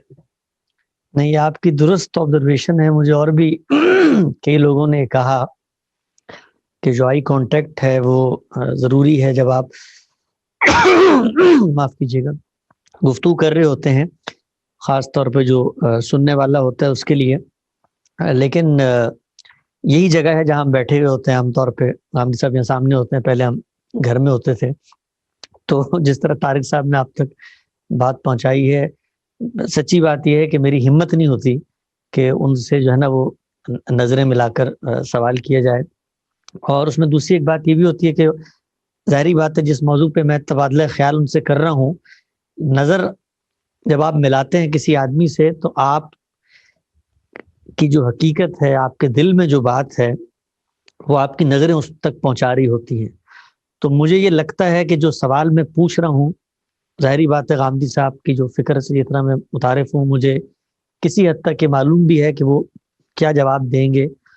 तो मुझे एक सेंस ऑफ ऑनेस्टी फील नहीं होती कि मैं नज़र से नज़र मिलाकर उनसे वो सवाल करूं।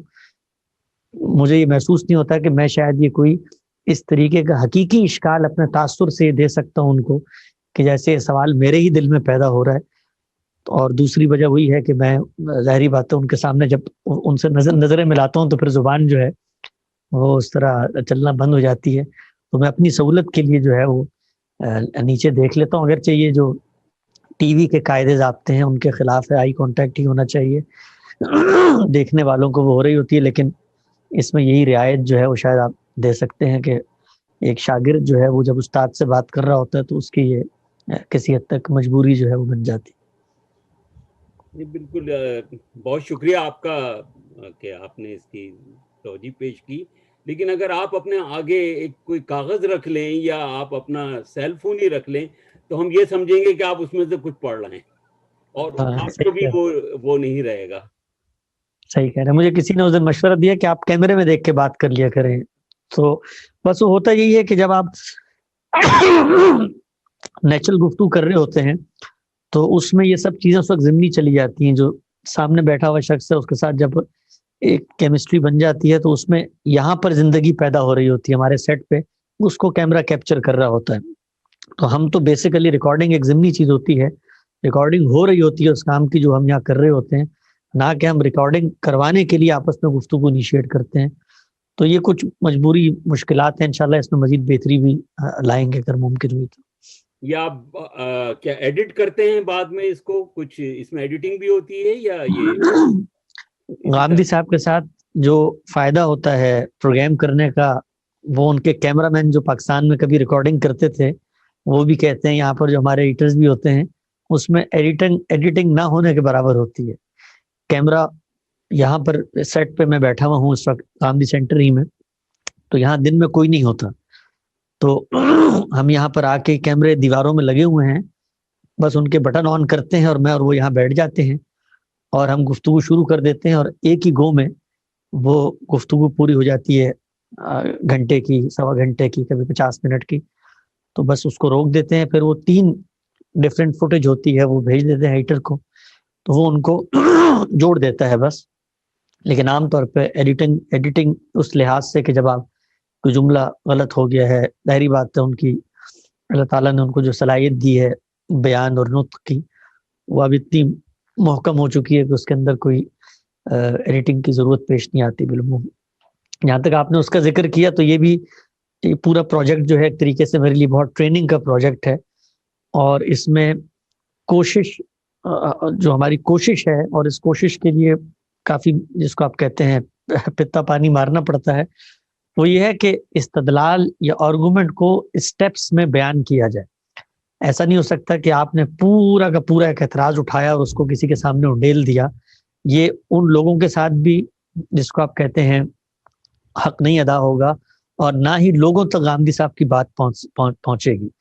तो उसमें ज़रूरी है कि जो भी इस्तदलाल है उसको पूरी तालिबाना कोशिश करके पढ़ा जाए। गांधी साहब का भी यही असरार होता है कि जब भी आप मेरे सामने कोई बात रखें तो उसमें जो असल बिनाए इस्तदलाल है, वो अक़ल के फितरत के मुसल्लमात हैं, वो कुरान मजीद की कोई आयत है, वो हदीस है, वो कोई इतलाकी इज्तिहादी मामला है, एक तरतीब है, कोहेरेंस है, जिसको आप बरकरार रखें।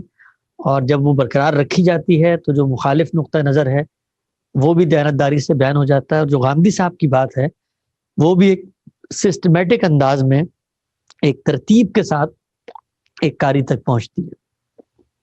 कतई नज़र इस छोटे से ऑब्जर्वेशन के आप माशाल्लाह जिस अंदाज में उसको कंडक्ट कर रहे हैं, जिस अंदाज में उस प्रोग्राम को आपने किया है, और वो लगता है कि आप उसको बहुत अच्छी तैयारी के साथ बैठते हैं, और वो आपकी अपनी तैयारी भी बहुत अच्छी होती है।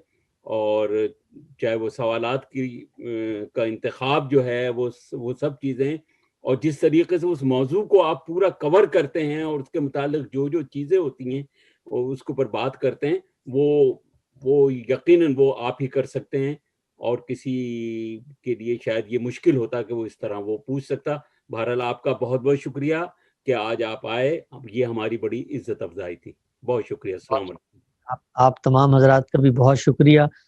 और मुझे बहुत काफ़ी अरसे से महसूस भी हो रहा था, राब्ता नहीं हुआ, तमाम लोगों की आवाज़ नहीं सुनी, सबकी आवाज़ भी सुनी। और इंशाल्लाह जिस वक्त आप चाहें गामदी साहब के साथ, जिस तरह हमने पहले किया था, हम आने वाले महीनों में भी इंशाल्लाह उनके साथ भी अरेंज कर लेंगे। मैं भी हाजिर हूँ, बाकी भी अलमौरिद के उलमा हैं, स्कॉलर्स हैं, उनको भी आप बुलाइए, उनसे भी इस्तिफादा कीजिए, उनसे भी चीज़ों को सुनिए, समझिए। बाकी मुख्तसर वक्त होता है, चूँकि इसमें काफ़ी सारे मुझे अंदाज़ा था कि लोगों के सवालात होते हैं, तो मैंने भी मुख्तसर बात की है। इनमें से एक एक मौजू के ऊपर आप लोग चाहें फैसल साहब से रब्ता करें, मुझसे रब्ता करें। जो हमारा नुमाइंदा लिटरेचर है, लिखा हुआ बोला हुआ मौजूद है, तो इंशाल्लाह वो भी हम आप तक पहुंचा देंगे। तो हमने शहजाद सलीम साहब से बात करी थी, वो 14 तारीख को आए थे, और फिर 2 हफ्ते की या 3 हफ्ते के बाद खालिद साहब भी आएंगे इंशाल्लाह। फिर साजिद साहब भी आएंगे इंशाल्लाह। तो बहुत बहुत शुक्रिया आपका, बहुत शुक्रिया। उनसे भी नाते सुनिएगा अगर आपने मुझसे सुनी है तो। हाँ, खालिद जहीर साहब के हवाले से मुझे पता चला है कि वो बहुत अच्छी नात गोई किया करते थे पहले। इंशाल्लाह। बहुत इनायत हसन साहब, जज़ाकल्लाह। अगर आप चाहते हैं कि हमारी वीडियो बर वक्त आप तक पहुंच जाए तो हमारे चैनल को सब्सक्राइब करके बेल आइकॉन के बटन को दबा दें और हमें लाइक और शेयर भी कर लें। Thank you.